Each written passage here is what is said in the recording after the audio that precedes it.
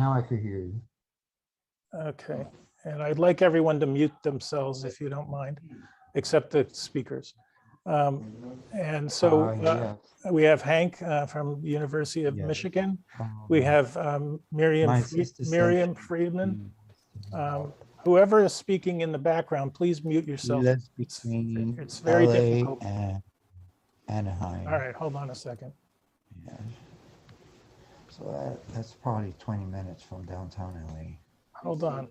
No. Who just said you're 20 minutes from downtown LA? Did someone just say? Did someone? Yes, it's showing that it's David My sister's Shemtov. married. All right, I'll find it. I've seen her husband in pictures, but I haven't met him yet. He looks Japanese. I think he's Japanese. All right, goodbye, David. So, all right, we have Miriam Friedmann Morris, who is in upstate New York, and we have Zola Shulman, who's zooming in from Cape Town, South Africa. And I really am excited that we've been able to put this program together. This is the second part of our Yom HaShoah Jewish Culture and Holocaust Remembrance program for 2022. I spend a good 6-9 months working on these programs, so I treat them very much like my babies. And I want to, as I talk, I'm admitting more and more people, so it's exciting that we're having a big crowd coming on. I want to make sure that all of you know that we're on Zoom. Zoom is not a foolproof tool, so if you get knocked off, just re-click the link and I will meet you throughout the program. I want to use a couple tools that Zoom provides us today, and I want to go first to chat. I want you all to click on your toolbar and open chat. You'll see some introductory messages from me that I put in, but I also would like you to use chat. So at this moment, if you can go and put your name and where you're from in chat, it'll be cool to be able to see your location compared to everyone else. And we track all this kind of stuff, so it helps me as well. So right now, do me a favor, just put a quick chat in there, say hello, and from where.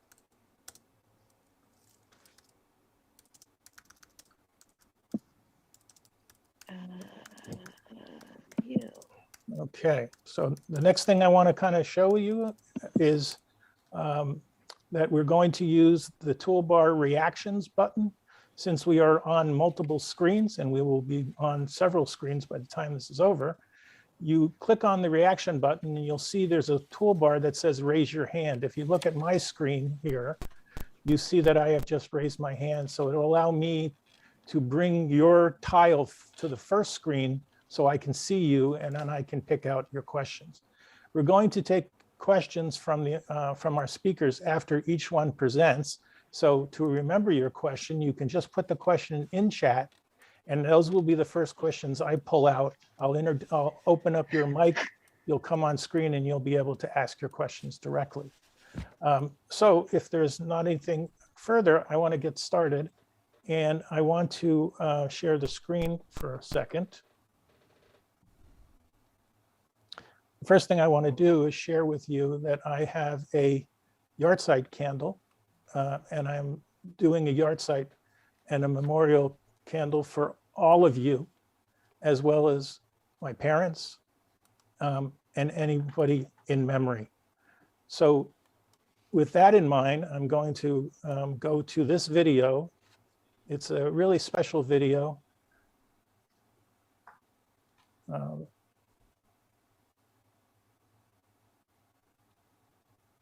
It is the You'll know it immediately.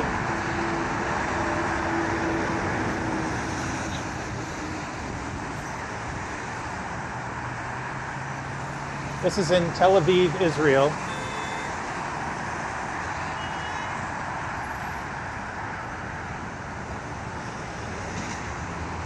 On the day of Yom HaShoah.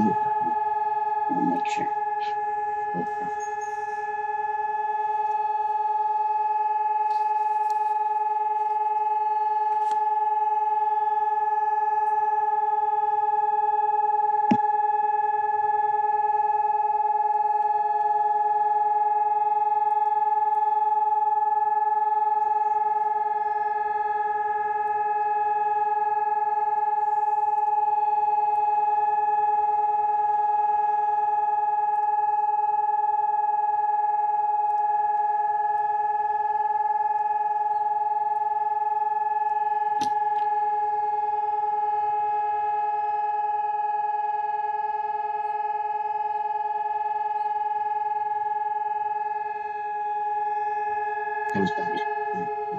It comes back.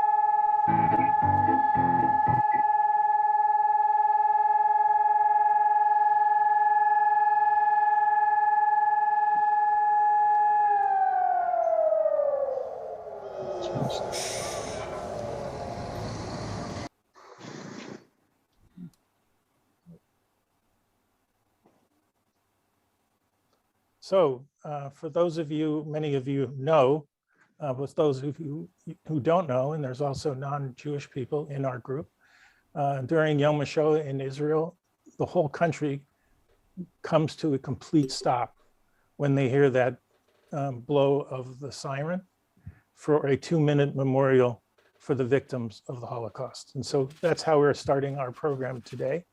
I want to move from this to introduce Zola Shulman, who is in Cape Town, South Africa.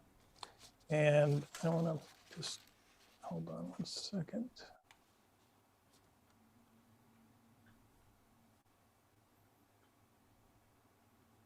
And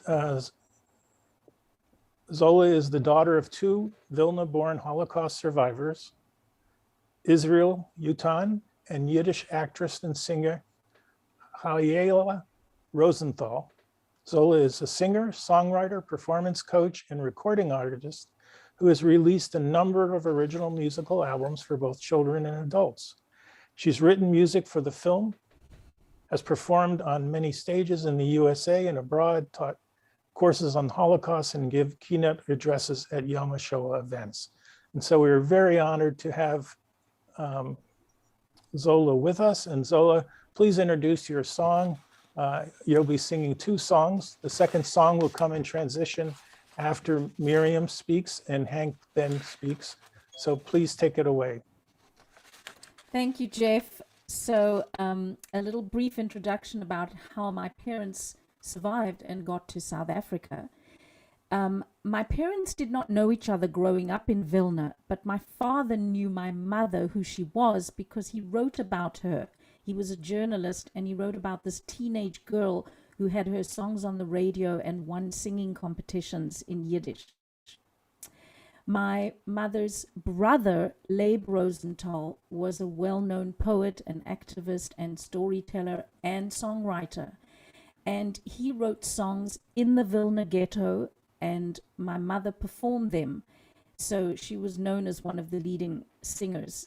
And unfortunately, I did not know my grandparents nor my uncle Leib because they were all murdered in the camps before liberation.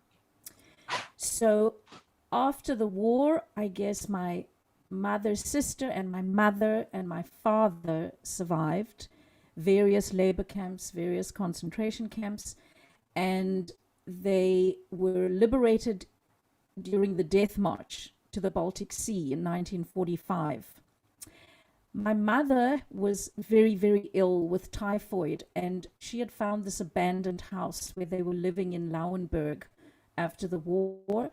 And my father came across the house and recognized her name as someone who was in the house, and recognized her and nursed her back to health and nursed her to life and into love. And so the romance began. And someone had recognized my father from before when he was working in a printing shop and organized ID papers and work permits so that my parents could both work, and soon got married, living in Poland. And my father was editing in newspapers, and my mother was singing and performing all over the area in various displaced persons camps. And one day, Molly Picon, the famous Yiddish American actress, came to visit the camps in Poland and heard my mother, met my mother, and said, no, this is a talent, must get out of Poland. And so Molly Pickon was the reason. She organized papers for my parents to leave Poland. And they left pretending to be on a work permit because it wasn't encouraged to leave. And they had one little suitcase and a $10 note that my mother had hidden in her hair. And they got to Paris. And they both found work, and my mother was already contracted very quickly to sing at a Jewish nightclub every night, and also continued to sing in the various camps around the various places in Europe, the displaced persons for refugees. She also joined the Yiddish State Theatre, and because of that, one day the State Theatre invited actresses and actors to come to South Africa and perform. And that's how my mother got to Cape Town, South Africa. And when she got there, she sent a telegram back to Paris and told my father, "You have to come. This is where I want to live. This is where we can make a difference and bring joy to others and live a beautiful life and put our horrors behind us." So in 1951, they got to South Africa, and my sister was born, Nava, soon after that. And then 8 years later, I was born. My mother didn't talk about her experiences at all with us, only with her Holocaust survivor friends. My father, being a journalist, spoke a lot, wrote a lot of articles, and was very instrumental in bringing the survivors together in Cape Town. They formed a group, the Sherita Pleita, and he also wrote documents and articles and wrote a manuscript for a book about his experiences, which my sister finished after he died. So she had written a book. She also wrote a play about my mother's life, a musical, which is on YouTube. I'll put the info in. And unfortunately, both my parents and my sister have since passed away. And so I am now carrying the legacy forward of my mother's voice and my uncle's songs. And so I begin to sing in Yiddish.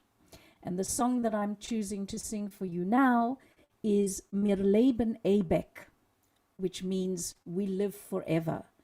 And this was written by my Uncle Leib in the Vilna Ghetto and sung by my mother.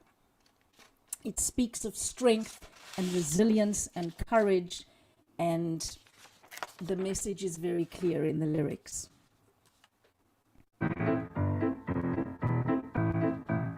We live forever, the world's ablaze. We live forever, without money these days. We'll show the enemy we will not fight, and we will not play their game. We will not hide our faces in shame. We live forever, we are here. We live forever, in every hour. We want to live and to survive. Bad times we'll overcome and thrive. We live forever. We are still here. Wir leben ewig. Es brennt a Welt. Wir leben ewig. On a Groschen Geld. Und euch zepucken nicht die alles so nimm, was willen uns verschwarzen unser Ponym. Wir leben ewig, wir seien da, wir leben ewig in jeder Show. Wir wollen leben und erleben schlechter Zeiten, überleben. Wir leben ewig.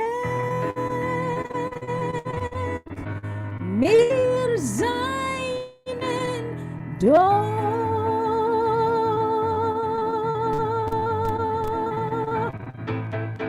We are here. Thank you very much. It was terrific. And we'll hear again from Zola a little later in the program.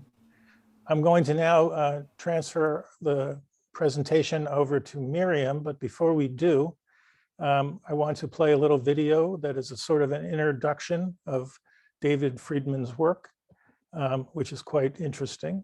And then the program will be moved into a presentation by Miriam. Hold on 1 minute.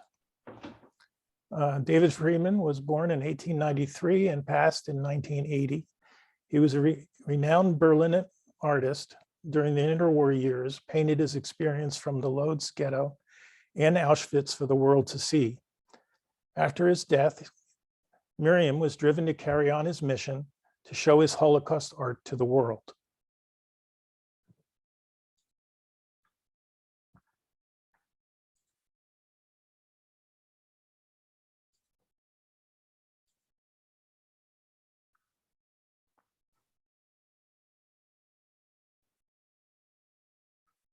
Hold on a second, sorry.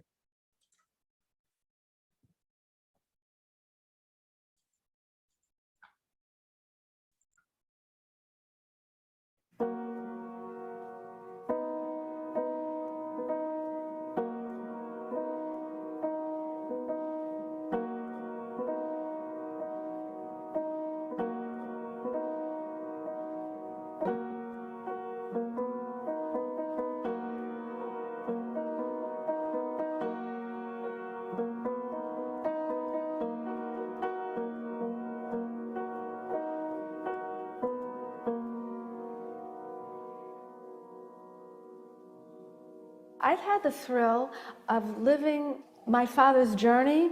I had got to see Auschwitz through his artwork.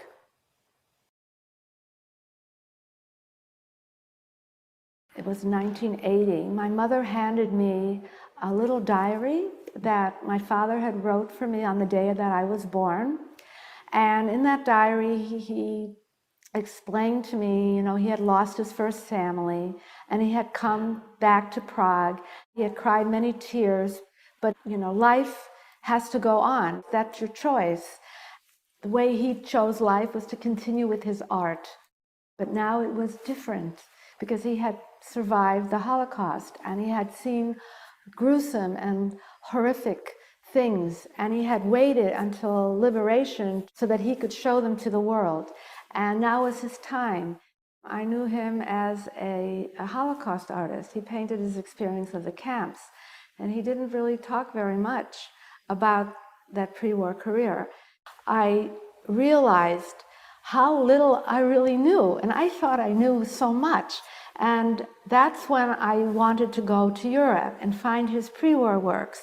So my first ambition was to get in touch with the Berlin newspapers, because he had been a leading press artist of his day. And I thought, well, certainly his works would have survived in the newspaper. His diary was about 110 pages, and he himself wrote that he couldn't read it. So he had to read it with a magnifying glass, who was writing it for his daughter, his first daughter, who I was named after, Miriam Helene.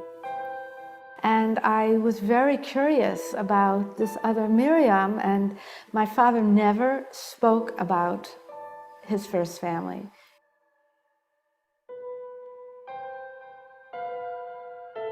He actually was doing portraits already in the Lodz ghetto, and he would also paint for himself. And the end of August 44, the Lodz ghetto was liquidated, and he was on the last train to Auschwitz, and he was fortunate to be given to the side of the living.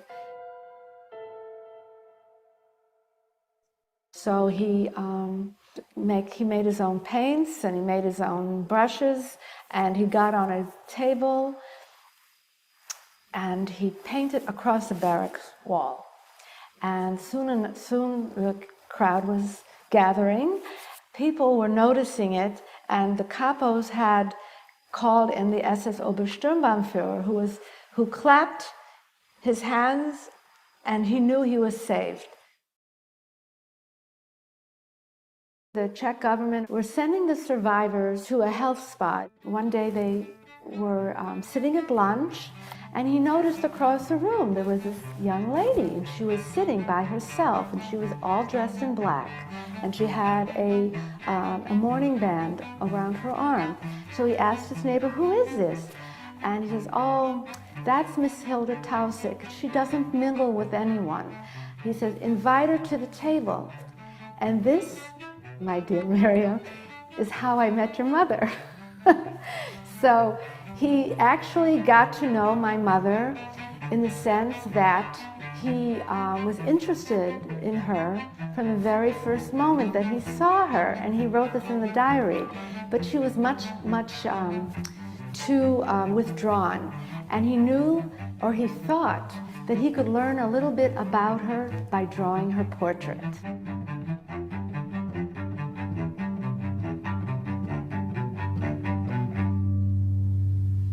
Finally, after he waited a period of 3 years for his wife and child to come back, and of course, you know, that didn't happen. So they were married at in Prague at the Old Jewish Synagogue in May 1948. And one day he decided that he too wanted to come to the United States because he still had ambition to become famous, to become an artist, to be well known, and he wanted to show his paintings from the Holocaust. He wanted to bring them with him to the United States. He sent some samples to General Outdoor Advertising in Chicago, Illinois. My father then was invited to come to the United States, and he was literally taken off the boat, brought to the art studio in New York, and said, "Okay, choose something and paint." And he was essentially painting for his life here too, because now he was 61 years of age.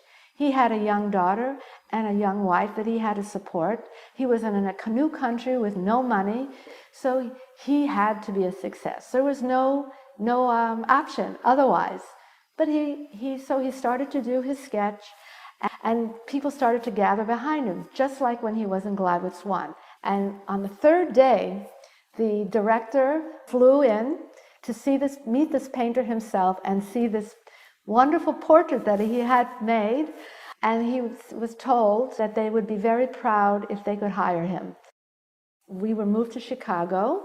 And then after a few months, maybe almost barely a year, they made him the top man at the General Outdoor branch in St. Louis.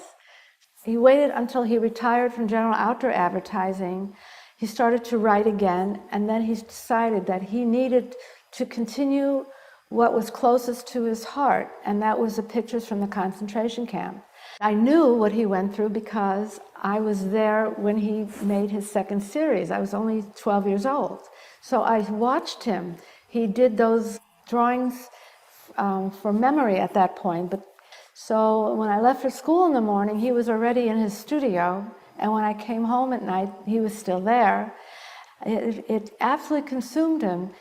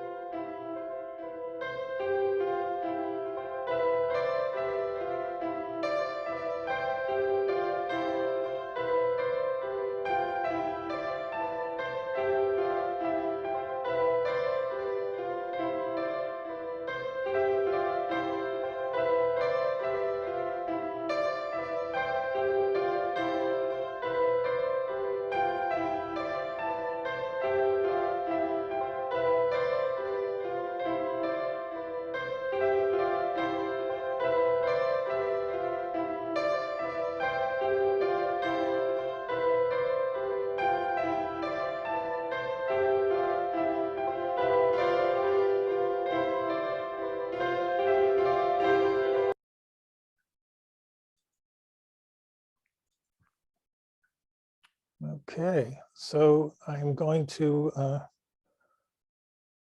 bring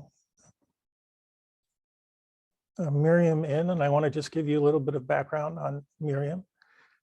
As you heard, she's the daughter of Auschwitz survivors, David and Hildegard Friedmann. David Friedmann, a renowned Berlin artist during the interwar years, recorded his experiences on paper and canvas for the world to see. After his death in 1980, Morris was driven to carry on his mission to show his Holocaust art to the world.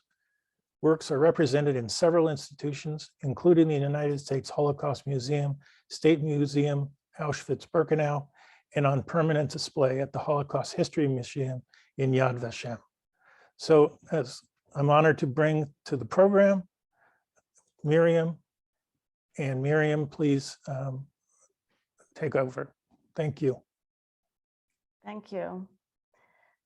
And thank you for watching the video of the 2012 opening of Giving Music a Face. I will try to bring up my screen. Okay.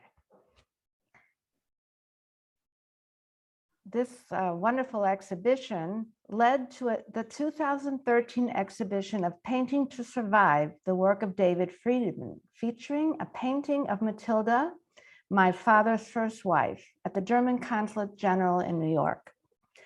My father would never have believed that the German government and German institutions would support and honor his work, and that members of the world-famous Berlin Philharmonic would play in tribute. The exhibitions were great triumphs for an artist who could not fulfill his promising career because he was a Jew. And this is what drives me. My father deserves the recognition robbed from him. The originals that surfaced are confirmation of a brilliant career that the Nazis could not destroy. The 1938 painting of Matilda was produced shortly before my father and his family escaped from Nazi Germany to Prague at the end of 1938. Matilda and their daughter Miriam Helene were murdered by the Nazis. The painting was my first discovery at the time I was a college student visiting Berlin. I knew my father as a prolific artist with many talents. The will and drive I saw in him carried over in my life. From childhood, I was intrigued about my father's pre-war life and unknown fate of his lost and looted art. What happened to the hundreds of etchings, lithographs, paintings, and drawings? His pursuit for justice inspired my quest to find works and to rescue him from obscurity. More than a decade after his death in 1980, pre-war work began to surface. Thus, it is possible now to present David Friedmann's life through art. So where did his journey begin? He was born in Marisch Ostrow in 1893, Austria-Hungary at the time, today Ostrava, Czechia. He apprenticed as a sign painter and ventured to Berlin at the age of 17. He studied etching with Hermann Struck and painting with Lovis Corinth. This is one rare painting from his early student years in the studio of Professor Corinth. Then World War I, the first of many life-changing interruptions in his career. My father wrote that he was permitted to draw and paint for himself and produce lithographs. The lithograph depicts warmly dressed soldiers in the hut. It survives published in a Jewish journal in Berlin.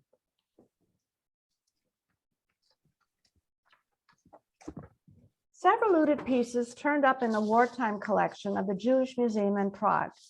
The litho number 32 produced in Petrico, his last station during World War I, was quite phenomenal to have survived. This means he produced at least 32 prints of this very scene.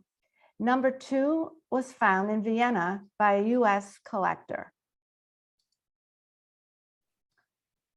Boys and their teacher in a Jewish school.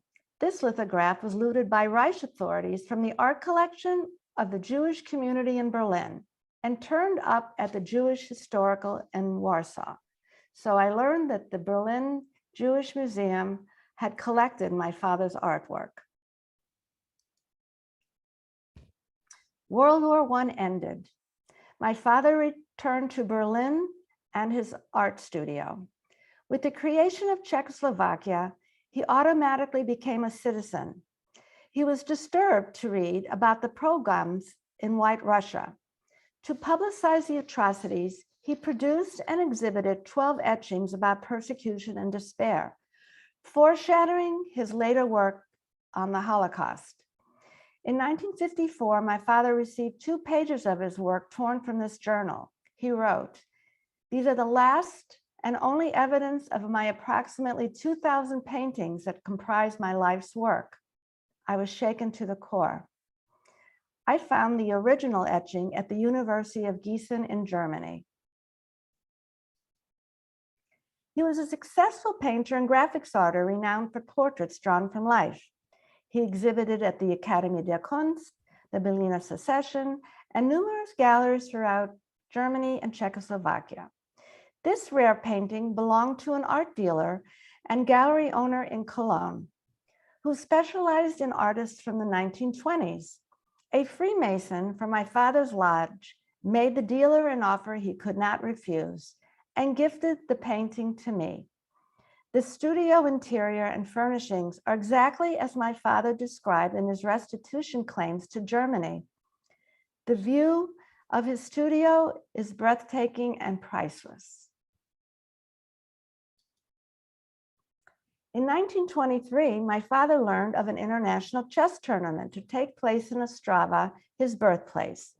He met with the former world chess champion, Dr. Emanuel Lasker, who was enthused about his idea of producing a portfolio of 14 players.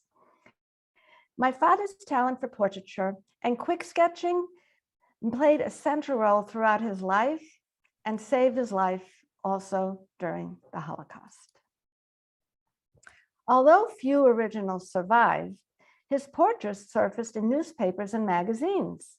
Besides chess tournaments and the symphony, it was delightful to find him at the opera, the theater, and at sport events. He sketched politicians and scientists, the likes of Albert Einstein. In his career as a sketch artist, he produced hundreds of drawings published in cities throughout Germany and German-speaking countries. Some of his most famous subjects turned up in local papers like Max Liebermann and Thomas Mann. About 100 regional newspapers published press drawings just in Berlin. These publications had the absolute worst print and paper quality.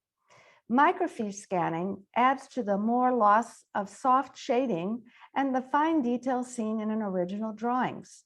Despite all that, these are amazing finds, and it is so interesting to see the people my father met.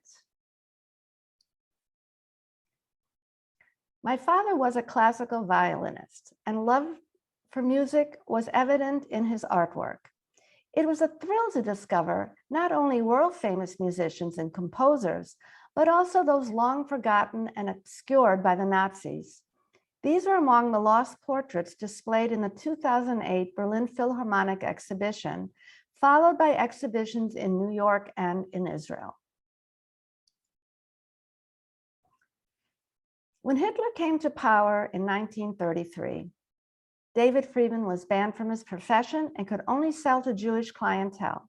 This loss was a huge blow for a man who lived for his artwork. As a Czech citizen, he was permitted to establish a business renovating buildings until this too was published. Discoveries would show he did not forsake his art, as in this example of the great opera singer Alexander Kipnis. The Nazi regime allowed the Jüdische Kulturbund to exist as part of their efforts to mask the actual extent of their oppression of the Jews. In 1970, in the apartment of my father's non-Jewish sister-in-law, Käthe Friedmann, I found the painting of Matilda and 2 others that belonged to my father. He fought for the painting of Matilda. The other paintings are lost, despite my efforts to find them. At the end of 1938, the Friedman family left everything behind in Berlin and fled to Prague. My father only had his artistic talent as a means to survive. His left-behind artwork was looted by the Gestapo. He introduced himself to the leaders of the Jewish community in Prague. Many were prominent Zionists who became heads of Theresienstadt ghetto and then later were murdered in Auschwitz. My father made it known he wished to produce an album and received orders for portraits. His series of the Prague Jewish Community, 1940-1941, is a historic record of a dynamic community that was destroyed. And in some cases, his portrait is the only surviving image of a victim. The album was donated to Yad Vashem.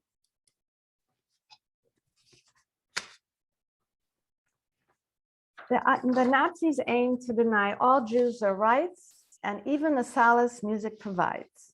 Nevertheless, Jews gathered for clandestine performances to experience a few hours away from the grim reality of their lives. The photo of the drawing is the only surviving document of this quartet. David Friedman wrote in his 1945 post-war diary, "Apart from the consequences for the Jews, for my poor family, the evacuation to the ghetto lodge gave my eyes, my inner being, a new direction. I saw something that I had never seen in this century. I experienced this tragedy not only with my eyes, but buried it into my inner being, into my memory, to tear out at a more peaceful time. These were powerful images that I saw, to give form to all that misery, to show it to the world. This was always my intent." On October 16, 1941, the Friedman family was sent on the first transport from Prague to the Lodz ghetto. In this deportation scene, the mother and child in center back bear a striking resemblance to Matilda and little Miriam Helene. His Prague art production was also looted by Nazi authorities. The following works from 1945 to 1948 are from his first series produced in Prague. His art shows the evolution of the Holocaust from his deportation to the Lodz ghetto and several concentration camps until his liberation. He supplemented his scenes with descriptions to create a singularly detailed pictorial and written record of the Holocaust. He produced more than 100 drawings and paintings in his lifetime. A garret to live in was a luxurious apartment in the Lodz ghetto. A garret is a small, unfinished part of a house just under the roof. These rooms were only 4 walls without running water or a toilet or any amenities. Many families lived like this, crammed into a small space. There was a pump in the yard that supplied the water. One came down from whatever floor one lived on with a bucket and turned the pump wheel and filled the bucket with water. The horrific hunger and destitution were the main subjects of his work. People were so weak they could not get up from the street. Starving children, peddling candy they made themselves was a common scene in the Lodz ghetto. Eating in a public kitchen or eating at home, the consequences were the same. Many Jews died every day from hunger and disease. So another scene my father witnessed of forced labor. Jews as horsemen in the Lodz ghetto. It is a sunny and hot day, but the Jewish people had to pull a carriage like horses, filled with bricks or stones. A German soldier dressed in white escorts the Jews. Since 1946 temper painting in muted browns shows a young and exhausted woman resting on a bed. This model was Hildegard Tausig, who would become Friedman's second wife and my mother.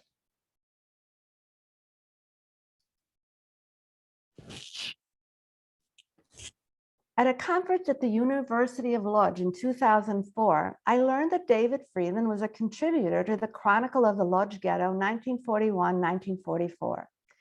This is one of the most important documents of Holocaust literature.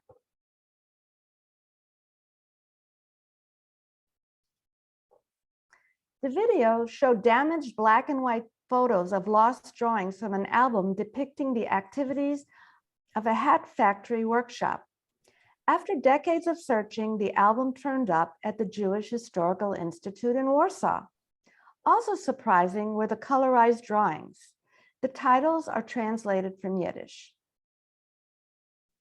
Here is another miraculously preserved original drawing from the surviving album.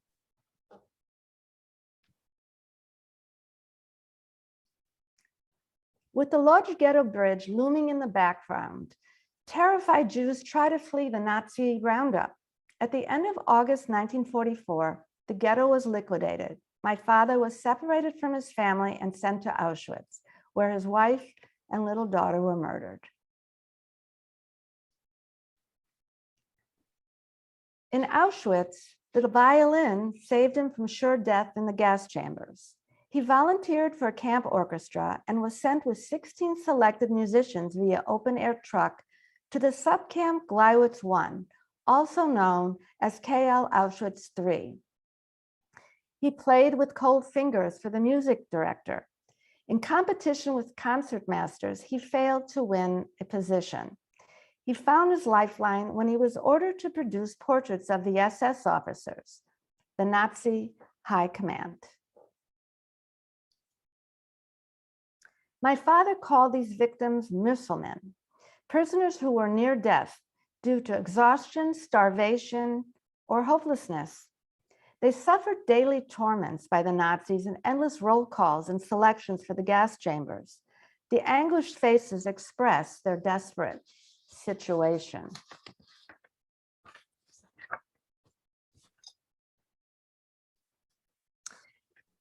This is a missing drawing from my father's first series that is lost in Israel. It was intended for Yad Vashem.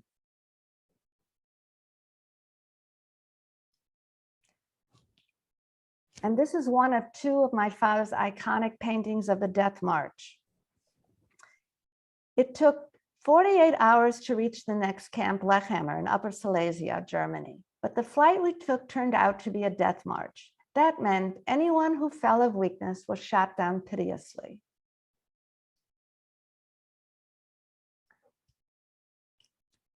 My father was liberated at Blechhammer on January 25th, 1945 by the Red Army at 51 years of age, an age significantly older than most survivors. His burning desire was to show to the world the ruthless persecution and inhumanity as practiced by the Nazis in the hopes that such barbarism would never happen again. He painted himself as a prisoner with the eyeglasses, as in much of his works, to show that he was also a victim and not just a witness.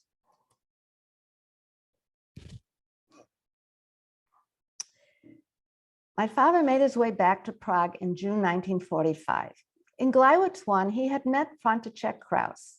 They were joyful to find each other alive at the Jewish Community Center. Kraus was writing a book and asked my father to illustrate the cover, one of the first published testimonies after the liberation. My parents met in January 1946 at a health spa in a town near Prague. My mother, Hilda, had survived Theresienstadt, Auschwitz, the forced labor camp Christianstadt, escaped from a death march, and living as a German girl under the nose of the Nazis. She lost her twin sister and most of her family. The photo reflects her depressed state. My mother helped to hang my father's first Holocaust art exhibition at the town hall, likely the first of its kind in the world.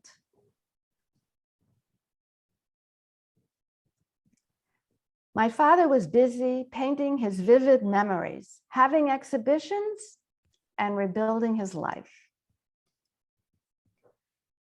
34 paintings and drawings toured the former Sudetenland towns near the German border.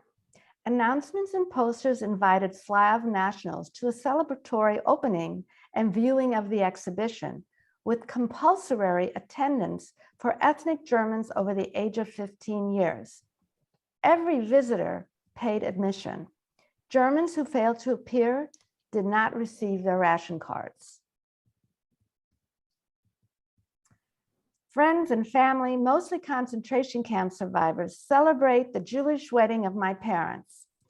Hilda's father, wearing a hat, is to her right. Living under the Stalinist communist regime, the marriage began at a refugee's pace. High-ranking military officers wanted my father's Holocaust art for the War Museum, but he had other plans.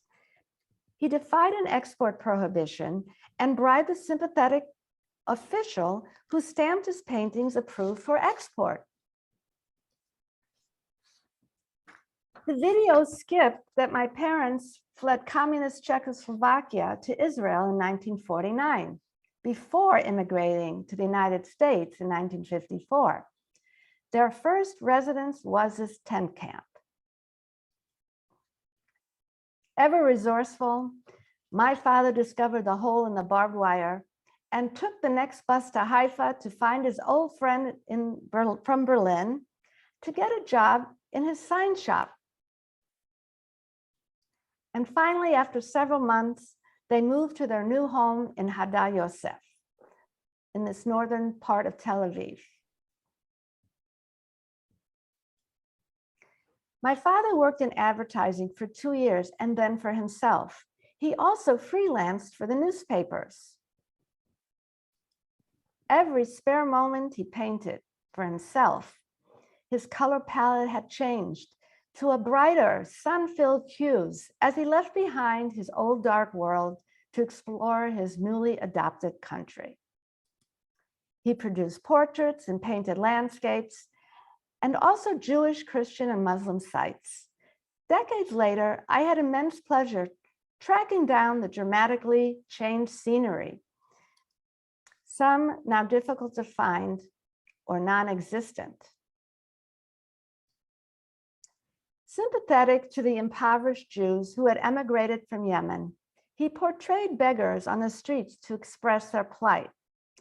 David Friedman had captured the beginnings of the Jewish state. Israel was in a poor economic situation, and my father had a young family to support.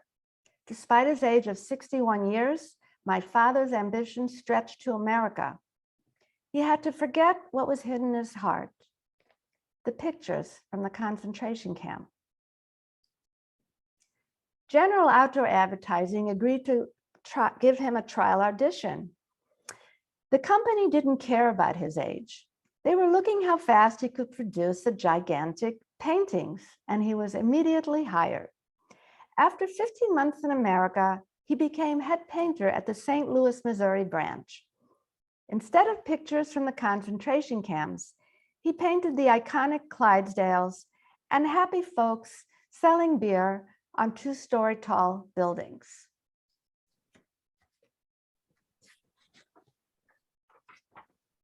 He received honor and recognition in this new career. We became American citizens in 1960, changing the spelling to Friedman with one N. After retirement in 1962, his art could no longer be silent. My father continued to fight anti-Semitism and race hatred through painting the horrors he could not erase from his memory.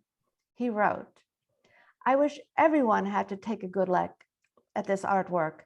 They have to look at what persecution under the Nazi regime was, and it can happen again. For in America, to be a Nazi, to be a communist is not prohibited. Against an evil world, I will work further to try to put my feelings down on canvas or paper against anti-Semitism, against race hatred of all people."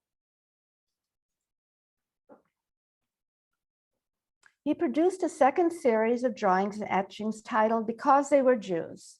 In the 1960s, Holocaust art exhibitions was something new in the United States. My father was a witness to this horrific scene with his wife and 3-year-old daughter. All were forced to watch. My father was on the last train to Auschwitz on August 29, 1944. We were pushed and pressed like sardines, and the conditions inside were terrible. We could hardly breathe. 3 days without food, too. I will never forget this trip. It was like a hell. and only the beginning. Feeding time in Auschwitz. One plate of soup that was like hot water had to be enough for 2 or 3 men. After that, the Nazis pushed the prisoners with sticks and revolvers into the bathhouse, the gas chamber. Electrocution by choice. Some prisoners preferred the electric wire rather than more tortures.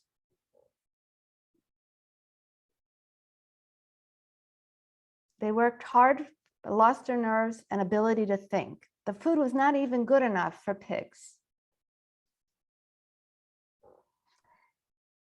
The object of this forced labor of carrying the bricks was to break the spirit. It had nothing to do with labor. The scene of this agonizing struggle in Gleiwitz 1 was produced 3 times in his artwork. And my father demonstrates this struggle in these photos, and also so that he could portray himself in this drawing, the prisoner with the glasses.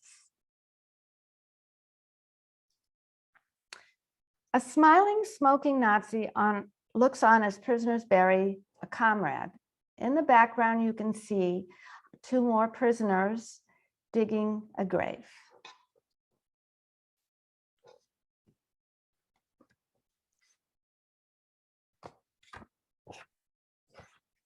This is the final drawing from the series of Because They Were Jews, which went on exhibition in St. Louis.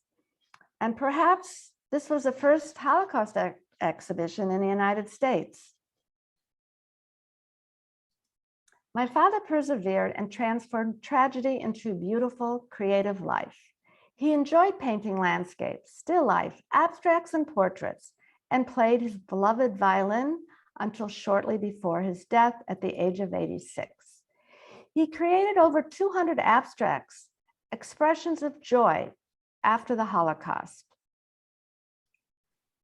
He died on February 27, 1980. He is recognized internationally for his contributions to Holocaust history and the art world.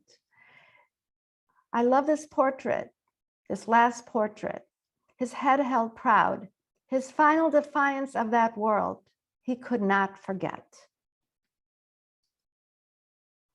My mother was dedicated to speak about their experiences and his artwork to teach the lessons of the Holocaust. She died in 1989 at 67 years. The Nazi regime nearly eradicated every trace of David Friedman, but they did not succeed. Everywhere he went, he left a legacy to be found in Germany, Czechia, Poland, Israel, and even in the United States. Finding lost art is gratifying and a priceless view into his pre-war life. It is an ongoing and challenging quest to create an inventory of his lost works. I carry on with my father's mission to show his art to the world. My goal is to continue publicizing his work through exhibitions, books, and film to preserve his legacy for future generations. I am excited to share the news that work will start on a documentary film by director John Rakosny with the working title, Dear Miriam. The Ghetto Fighters House in Israel has dedicated 4 programs as a homage to David Friedman. Please follow me on Facebook, David Friedman, Artist as Witness, at David Friedman 1893 for further updates. And thank you very much for your attention. I gratefully appreciate your time. Okay, Miriam, if you can share stop your screen share, that'd be great. Thank you. What a beautiful presentation. And your father's witnesses, paintings is remarkable. So thank you very much.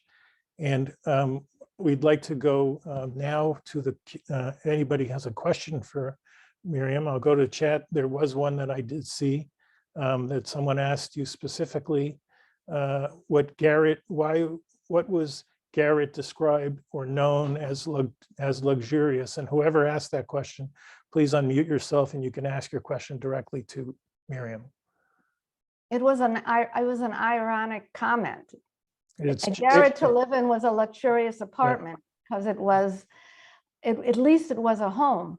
At least there was a roof over their head. It was not meant that it is a luxurious apartment, obviously with no toilet, no running water or amenities. Jeanette Fishman, do you have a follow-up to that question? Okay, I don't hear you. So anybody now, if you could go to the reactions button at the bottom of your screen and click it and then raise your hand like you see me a hand go up. I'll be able to see you. And so Andrew, please unmute yourself and ask your question. Thank you. Thank you, and thank you, Miriam. I wanted to ask if your father ever spoke more about the bricks that he was carrying to break his spirit, and you said that he was wearing his glasses in that, and you can imagine having glasses in a concentration camp and whatnot, and then if it really ever did break his spirit, or if anything like that ever came up through the artwork pieces, if you could talk more on that one especially. Every Sunday, they had to go out and march 3 miles. They had to pick up their bricks quickly, and they had to march around, and anyone who fell or down was butted with a rifle from a Nazi, and they had to get up quickly. And this was a huge agony for the prisoners. And this reminded my father, this specific memory really bore on my father a lot, because he made, not only he made an etching of this and 2 different pieces expressing this agony of, it was a terrific horror for the prisoners, who also were malnourished and very weak. And this was their, what they had to look forward to every Sunday in Gleiwitz 1. Okay, and Hank, you have your hand raised. Do you want to add something?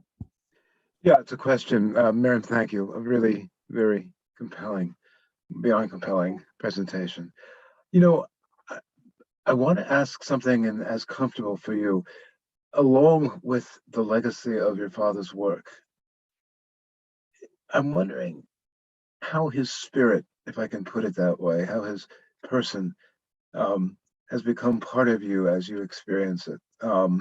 Whether there were, I mean, I don't know if you also are an artist, you probably are, but I don't mean in some literal, I'm like this, but, you know, how is he, how do you engage who he was in terms of who you are? It's a vague question, but whatever comes. My father was like a hero to me. He was just so multi-talented, and I was an only child, and I was very much loved child. And we had a very happy home, and, you know, with music and dancing, and, you know, my parents were funny.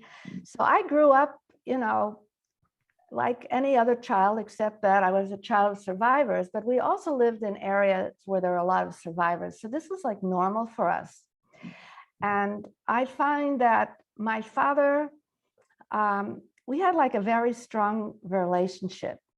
And I didn't even know how much he thought, how much and highly he thought of me, until I was much older, when I was looking through some of his graphic works and his billboard album, which I was donating to the Washington University in St. Louis.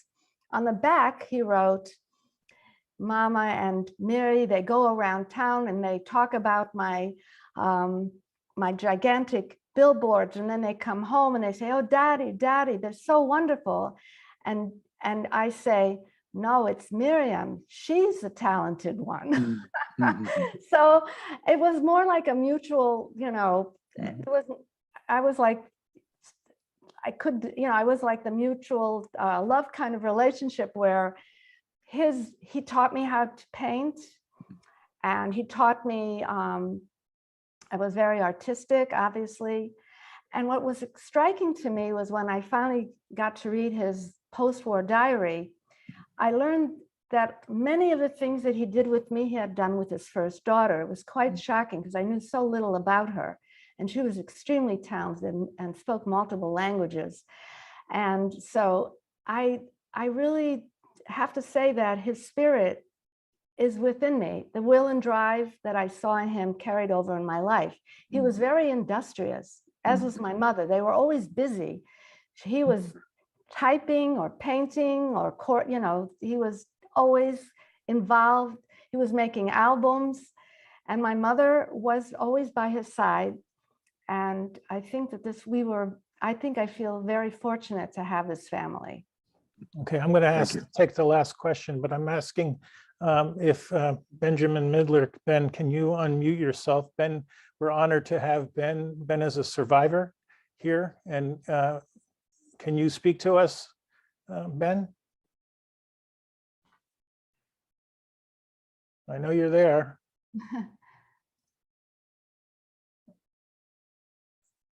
Okay.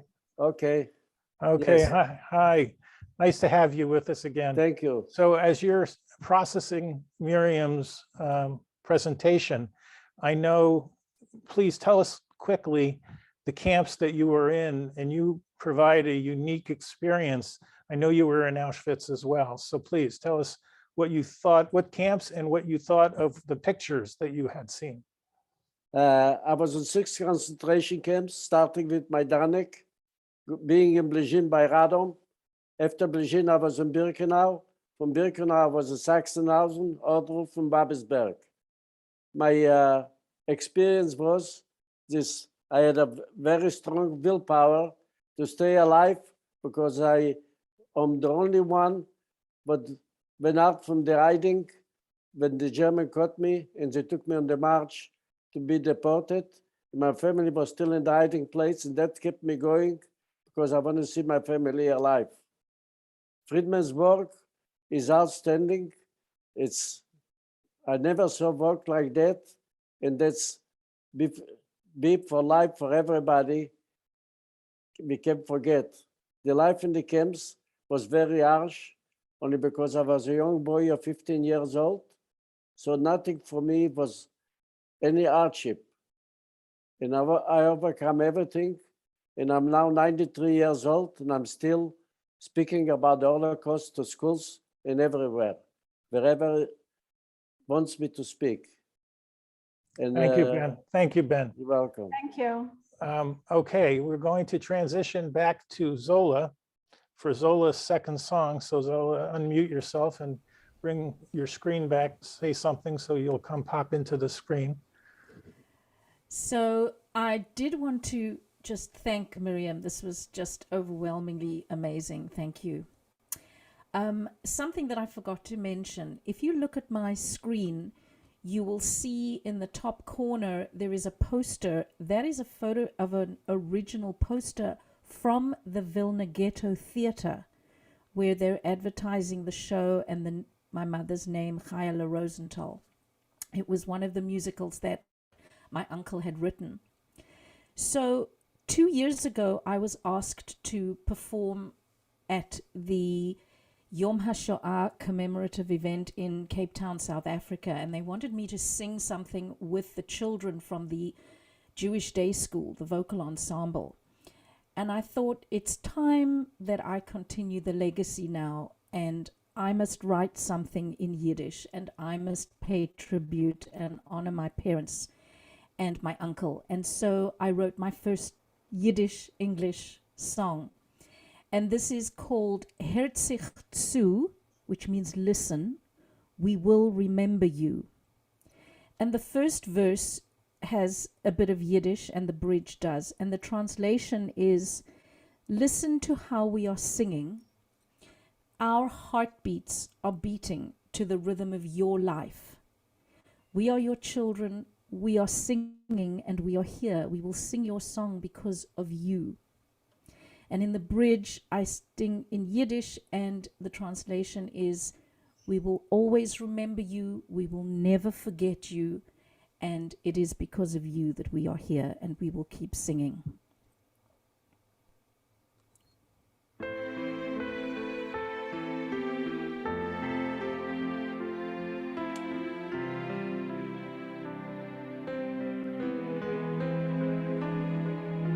Hört sich zu, wie wir singen, wie es klappen unsere Herzen. Mit Rhythm von euer Leben, hört sich zu. Wir seien euer Kinder, wir singen euer Lieder. Zu lieb euch, wir seien doch. We are here because of you. We'll tell your story, live your dreams, and sing your song. With courage, faith, and hope, with voices proud and strong. The world will know your life, your love, your legacy lives on. Hört sich zu, we will remember you. You're with us everywhere we go. We hold you safely in our hearts. We'll share with future generations all the lessons of your past, all your suffering and losses, all the pain that you've been through will never be forgotten. Hört sich zu. We'll tell your story, live your dreams, and sing your song. With courage, hope, and faith, with our voices proud and strong. We'll share the world will know your life and your love and your legacy. Hört sich zu, we will remember you. We have cried in all our tears the sadness of your darkest years, but the joy in your survival gives us life. Wir wollen euch keinmal nicht vergessen, wir wollen euch ständig gedenken. Auf ewig will wir singen zu lieb euch. We'll tell your story, live your dreams, and sing your song. With courage, faith, and hope, with courage all our lives long. The world will know your life, your love, your legacy lives on. Hört sich zu, we will remember you. Hört sich zu, we will remember you.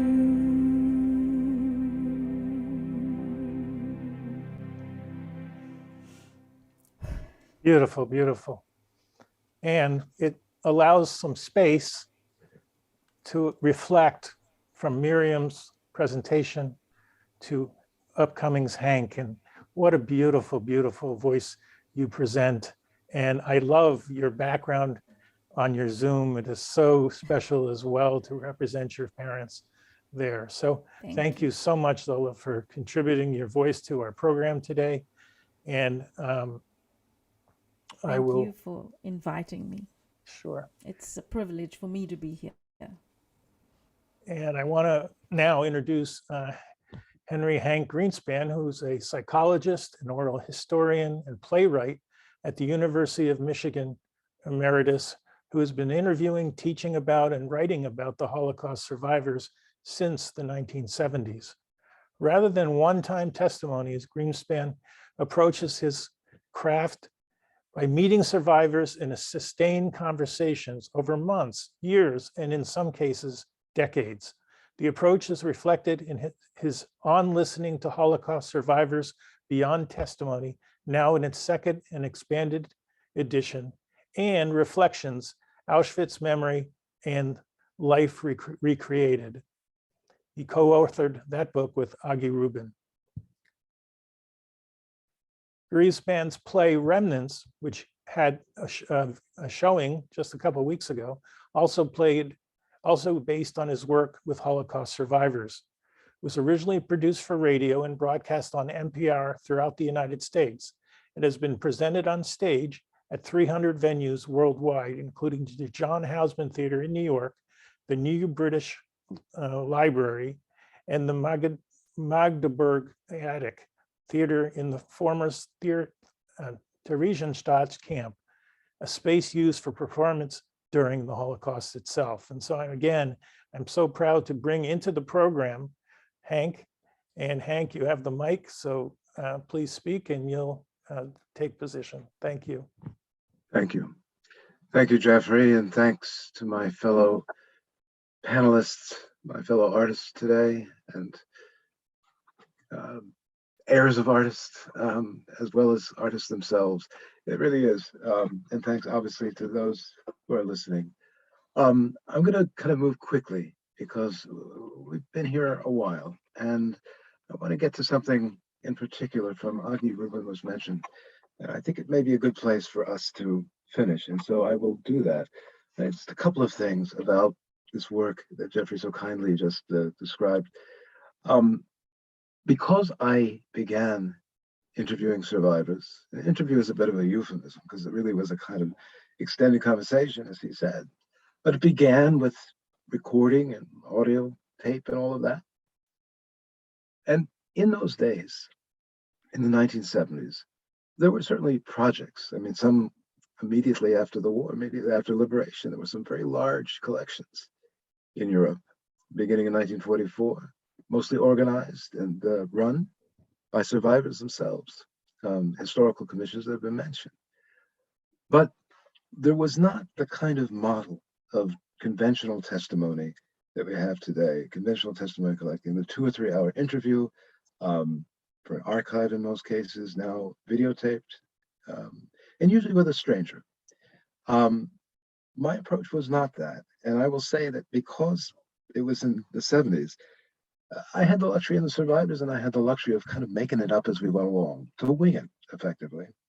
And one of the things that we winged was just what Jeffrey described, which was to meet more than once. And this came really from the survivors. Not in every case, but in most. People said, so Hank, you'll come back next week, we'll talk some more. I said, we will. You know, I was a grad student, I had time. So I did, and that's how it began. And so 1 week led to another week, led to another week. And as you just heard, it was different degrees, different lengths of time, different numbers of meetings. And it's not like every time, especially for those people with whom I spoke over years, it was not like every time was about the war. The war was sort of there in the background, but it was interwoven with a full relationship. We're talking about everything. And even the discussion of the war was, yes, it began, as most testimony does, with things that people witnessed and experienced at that time.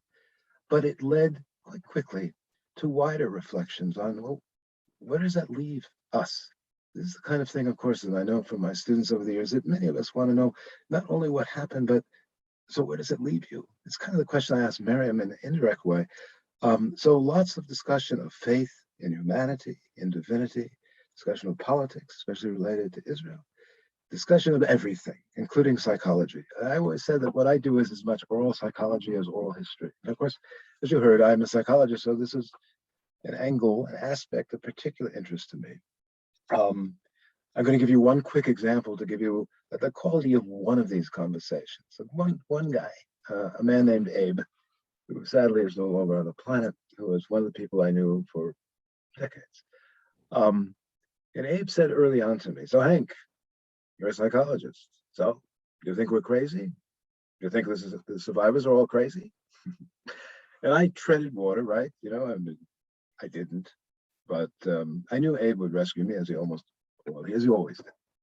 And Abe said, after a few beats, of course we're crazy. You'd have to be crazy to go through something like that and not be crazy, huh? Like a fox. And indeed, he was not crazy, but he did, as he also described, he had what he called his inner Nazis, those times when he feared he would lose everything. Again, his family, his business, his life, the new life that he'd made in the United States. And it would be crazy in a way not to have such moments just because it happened.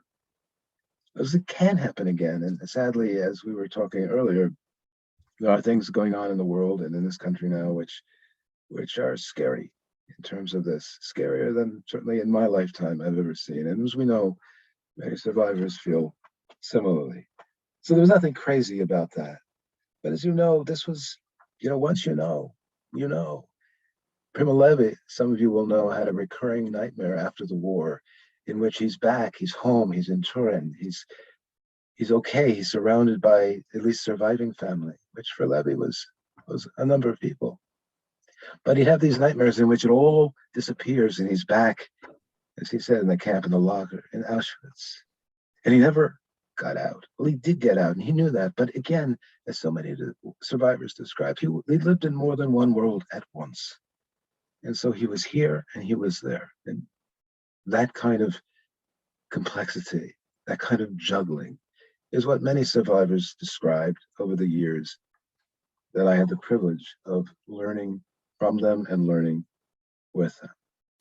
But just of many things that emerged from this opportunity to get to know people well and to go back to another meeting and another meeting and another meeting, especially early, is I would listen to my recordings between meetings.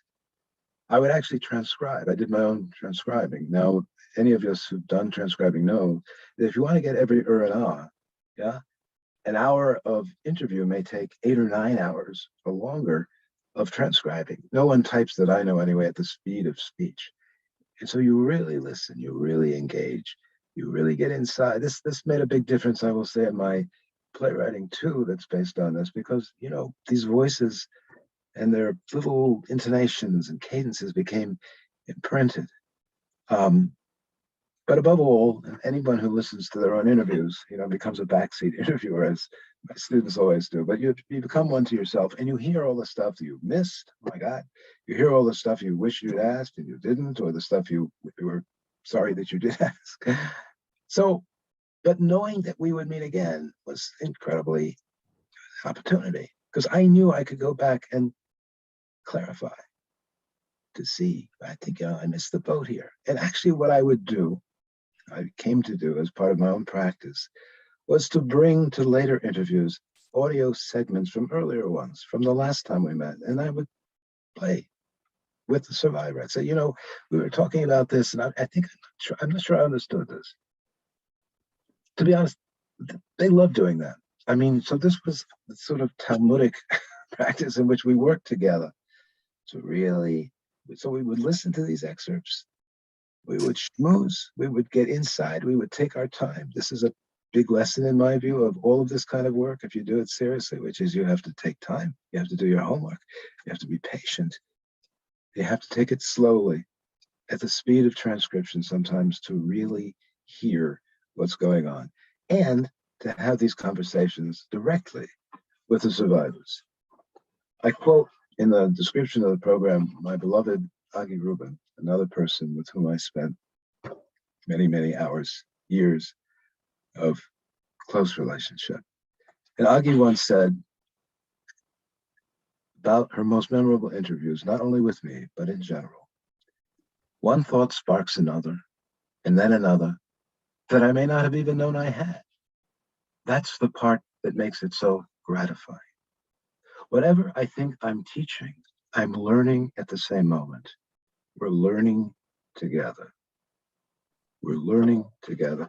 That's the model that I've tried to pursue, and that I want to suggest we don't think about enough in our work, not only with survivors, but with others who've gone through hell, and maybe with the people in general. You know, whether it's a cultural thing or whatever it is, we tend to think everything is in one head or another head, right? So my story's in my head and I tell it to you, I transmit it to you, or my legacy, or my this, or my that.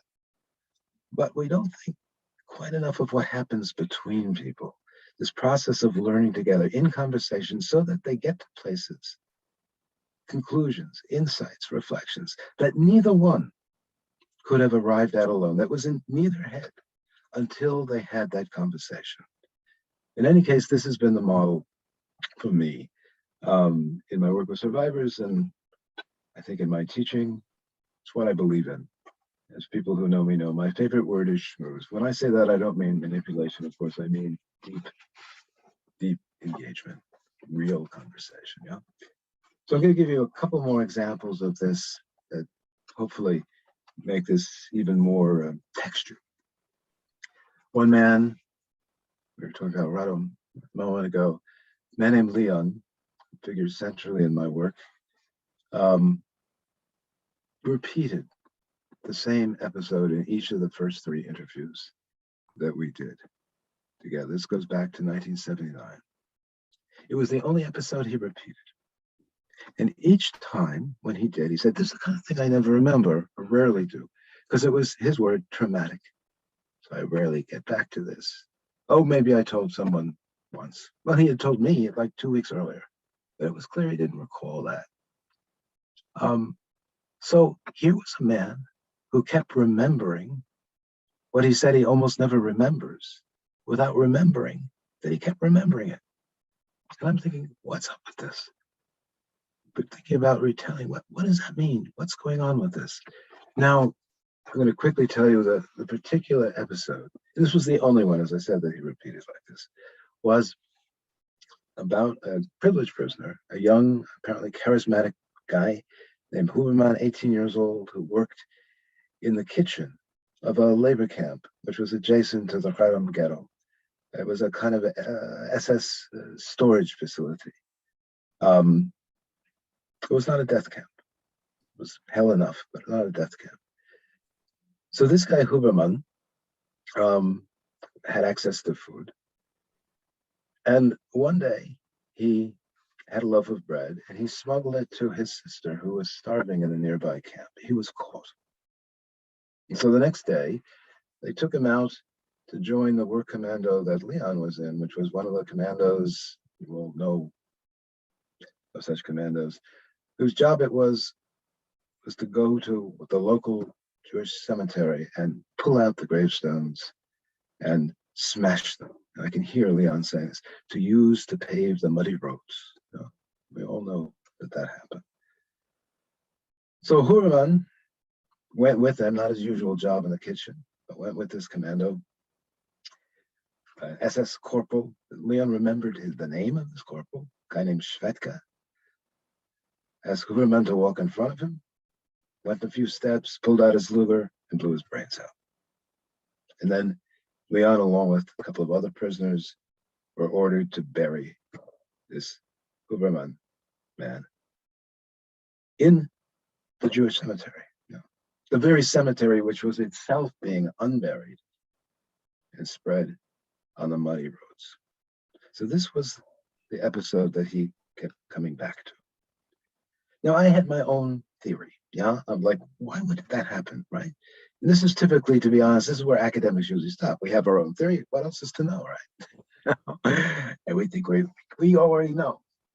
So there were things like, well, he had names and something happened. And this was in many ways not a typical Holocaust quote, whatever that means, because there's a specific name perpetrator, there's a specific name victim, something happened, he was caught, blah, blah, blah, buried in the Jewish cemetery of all things.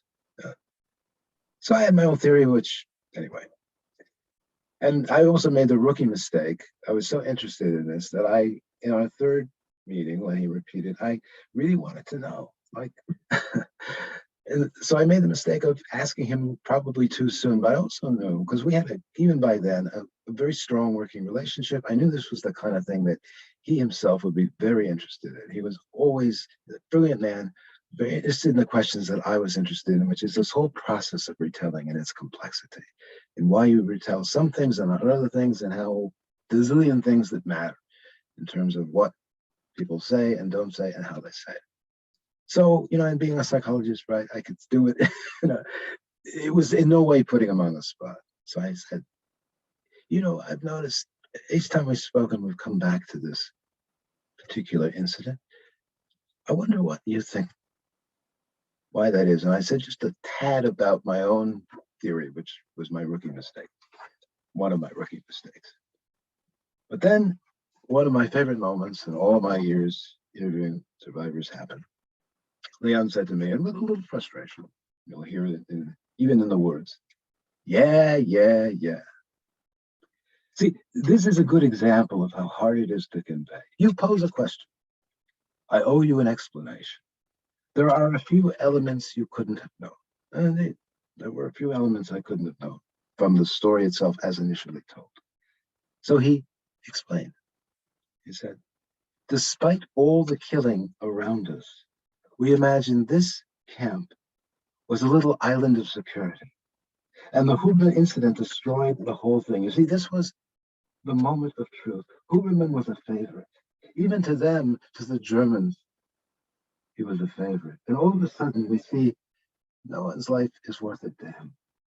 They would kill you with as much thought as it takes to step on a cockroach. And so our pipe dream was shattered right there.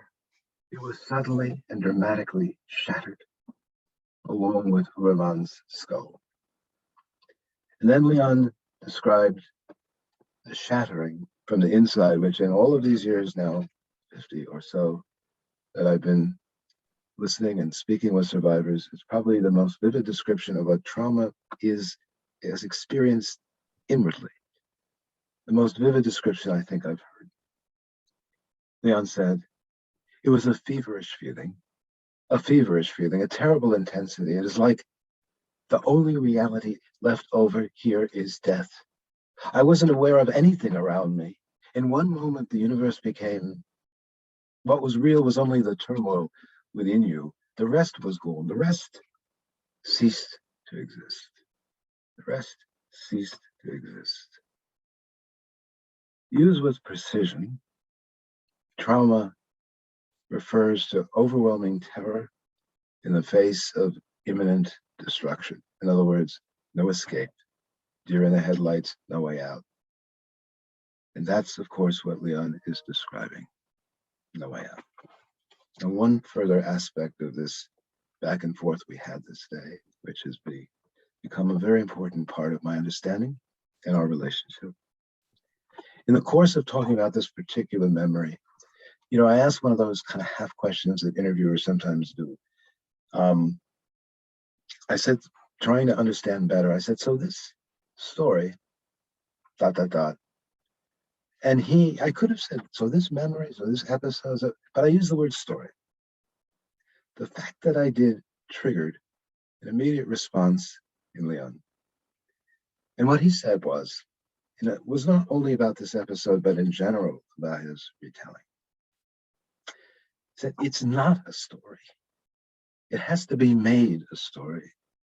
And with all the frustration that implies, because at best you compromise in order to convey it. It's not a story. It has to be made a story. So if we had time, and we'll see if we do, and if there's interest, we'll talk about, well, wait, what is the not story? But what he's suggesting, at least, is that which can be told in the form of a narrative, in the form of a story, it's not even, the peak or the tip of the iceberg. It's one piece. You could say, I would say, that's things that can be told as stories in the context of this terror, what Primo Levi again called the total destruction of reality, are themselves survivors from all kinds of experiences, sensations, terrors that do not lend themselves to narratives. Doesn't mean they can't be conveyed at all. In fact, maybe in art, maybe in music, maybe in other media, more of it can be conveyed. But as far as narrative, as far as story, maybe not. Now, what's interesting to me is that if I had not used the word story in the context of everything else that happened that day, our discussion of this particular episode, the fact that we had met, the only reason I'd asked about that was because we'd met multiple times, was because he repeated the story, this particular one, was because I had a question, was because he was willing, because we had this relationship.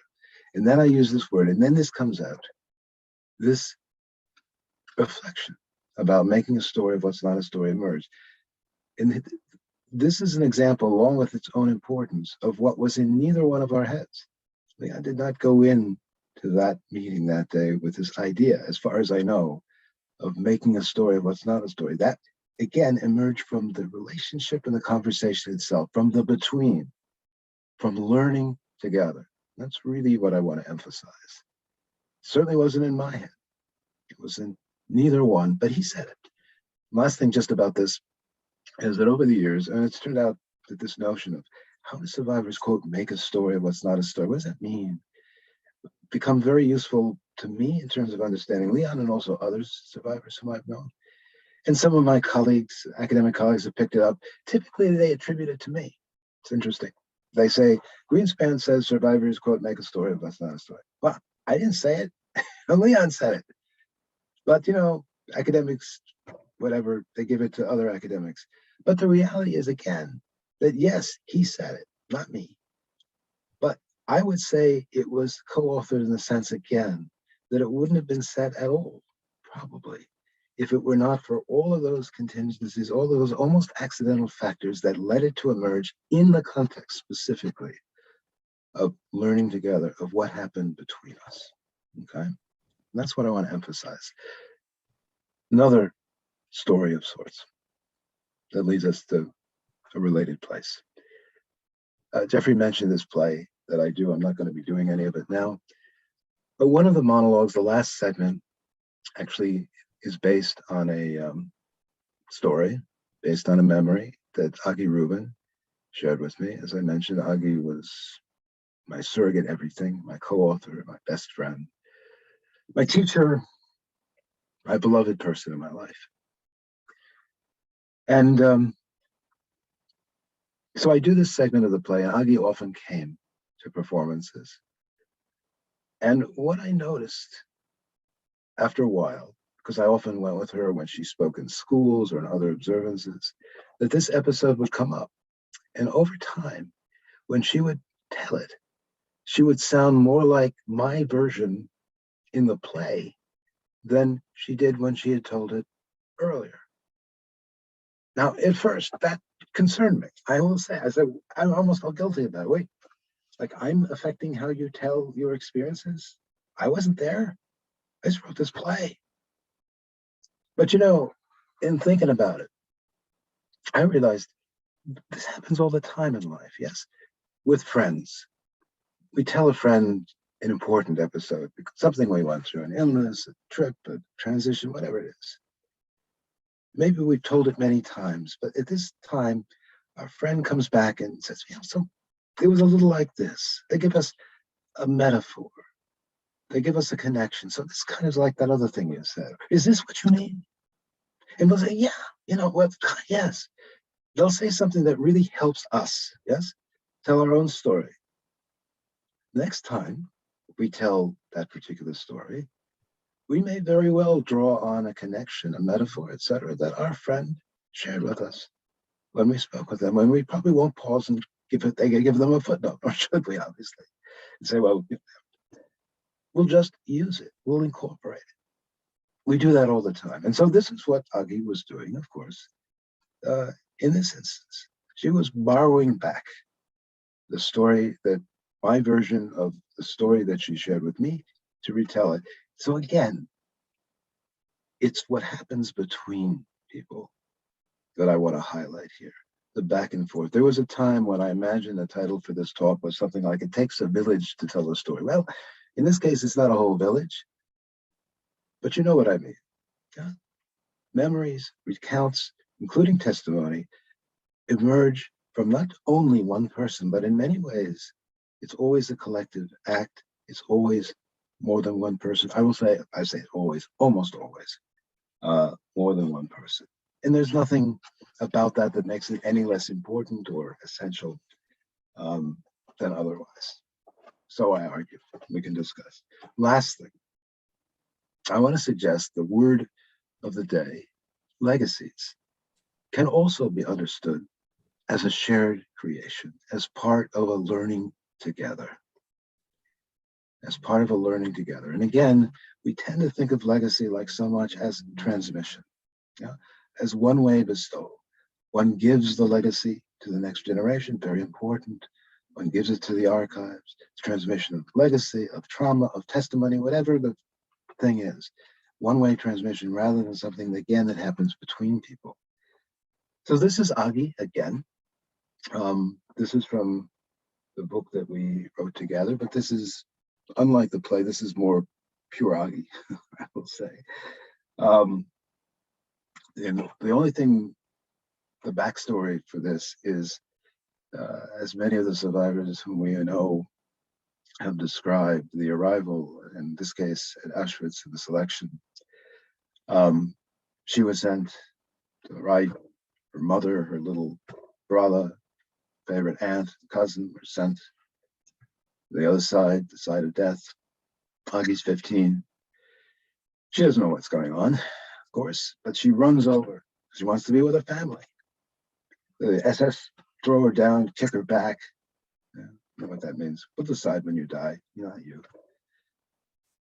So her mother, and that line is already moving away, but her mother sees this happening, and somehow over the chaos and over the din, she calls out to Agi, seeing her being thrown to the ground, said, "Go, my child, go. We will see each other tomorrow." Agi would then sometimes say, "And I've been going ever since then." Because of course, she never saw her mother again. So that's the background for this reflection of what legacies really are as she thought about them. She starts, the section is called Words, Survivor, Testimony, Legacies. These are the words that now describe who we are, what we remember, and what we have to pass on. And then she turns specifically to legacies. Legacies. Perhaps I'm haunted by this one most of all. We who are there know how limited can be any parent's ability to prepare the younger generation for what can happen. We know that terribly well. Still, we tend to question ourselves. Were we too protective or not protective enough? Should we have guided them more or let them learn from their own mistakes and their own successes? This goes for our own children, but also we ask it in a much wider way. We ask it, I ask it. But then I also think of my own parents, the legacy that I myself received. And I realize it is made up of so many small things that turned out to be precious to me. Things that I gathered up as much because I needed them as because my parents wanted me to have them. I barely remember my mother's face, but I remember her care, her love, and her principles, certain ways one tries to live one's life. My father, he survived, was with me through much more of my life. It was a full, mature relationship. And yet, when I think of him, I remember certain moments. I remember the way he sang Ein Kelohenu in our Jewish prayers. And whenever I'm at the synagogue, I hear his voice. At certain prayers or hymns, I remember how much joy he got out of singing that particular one. And when it comes up, he is again with me, and I am singing with him. It is the harmony of voices that makes the legacy. I repeat, it is the harmony of voices that makes the legacy. The way I tune myself to him and feel his spirit still singing through my own voice. Even now, we are singing together. So, actually, what is a legacy? It's these small things that are taken up by those who follow. I can provide whatever I can provide, but in the end, my legacy is not up to me.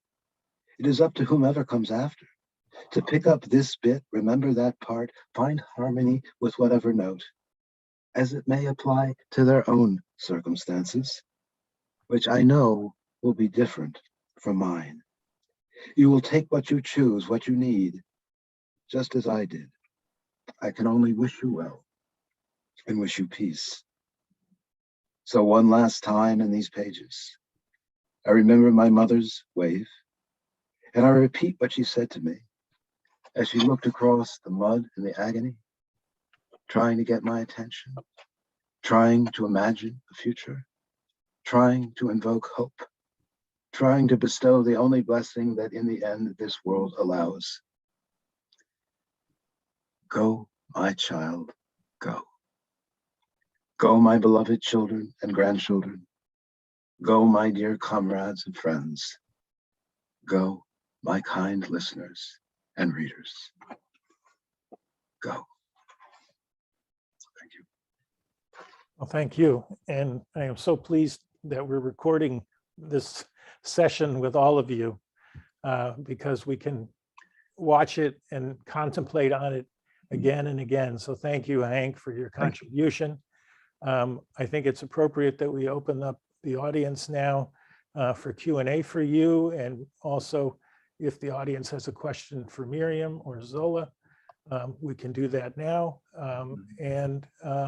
I would like you to help me by using your hand raise as you see it on my screen, because it'll allow me to quickly pick up your question. That icon allows me to bring you forward to in front of everyone. So I'll open it up. Is there anybody who wants to start a question for our guests? Or it's Yom HaShoah program. You may have your own story to tell. So you're welcome to do that as well. I'm looking for hands. Okay. So I have a question for you, Hank. Sure. Maybe you can provide the audience with a little bit more depth in your remnants program and play, and what are you trying to achieve? And do you have a next date which you can put in chat so people can, I know that you're always trying to get people to see your plays, so you have a targeted audience right here. So please. Well, I mean, I've been privileged that Jeffrey, as you said earlier, did it recently, and it's online. There's a recording of the recent performance, which will be online up through April. So I don't know if I can stop everything and go get the link, but it's a YouTube link. All you have to do is go and there it is. What's the name so they know? Well, it's called Remnants, but you wouldn't be able to find it. It's a private YouTube link, so I would have to go get it and put it up. And well, if you do me a favor, if you send it to me, yeah, I can forward it to anybody, and anybody who wants to wants the link, you can get me a note in my private message on Facebook, and I'll take care of it. I will. And you asked me what I'm doing, and you probably get from some of what I said, I'm not a takeaway kind of guy. I'm not a lessons guy. I mean, there are obviously, but it's the relationships that are most important to me, and the relationships with survivors and the relationships that lead out from that, meaning with my students who over the years were able to kind of share some of this journey. When survivors would come to my class, we had these same kind of moments when my students would ask questions, and survivors say, yeah, I never thought about that before. So it's all the deepening and widening of the conversation. And so this piece, among other things, it's challenging, it's unremitting in its way. And I don't mean because of horror, but because of the ways that it indirectly challenges some of the rhetoric, some of the ritual that tends, in my view, sometimes to get in the way of engaging some of the reality. And again, I don't just mean horror reality of these events, some of the human beings as human beings, particularly human beings. And it doesn't end with unlike what I just read from Agi, it ends, well, it is like that. It ends without resolution. I mean, I won't tell you what it is, but there's an image which is not complete. It doesn't resolve. There's no higher synthesis. It's a contradiction. Wiesel once said, whatever we say about this history, the opposite is usually also true. And I think that is quite right. And I think we need to tolerate that kind of irresolution, because it's how the world is, and it's certainly where this history leaves us in a number of ways, except the undeniable fact that hell happens and has happened and it still happens, and that's real. That there's not two sides of that in my view, but otherwise they're not. So the main thing about this play, and the part that I most enjoy genuinely, is not the performance. I enjoy that too, but it's the schmooze, it's the discussion that happens after, which often goes on at least as long as the performance. That's when we really get into stuff. That's really in the moment. And that's the purpose of it. And I will say over the years, it works in that way, that people want to talk, people want to reflect. So that's what's gratifying. Okay, Arnold, you have your hand raised, so go ahead. I think I know what you're going to ask, but go ahead. You have to unmute yourself. Yeah, unmute yourself, Arnold, please. I was not going to ask Jeffrey, but if you think it's appropriate, I did want to recognize the passing away of someone who meant a lot to all of us, a survivor, by the name of Gerda Weissman Klein. Yeah. Mhm. Some of you knew her. Many of you heard about her. I had the privilege of getting to know Gerda over the years. She wrote a book, All But My Life. I recommend it strongly to all of you because I felt it was unique in that she presents the horrific and tragic events she experienced as a survivor, the marches, the camp experiences, and so on. But throughout the book, she provides you with hope, the hope that saved her life, she felt.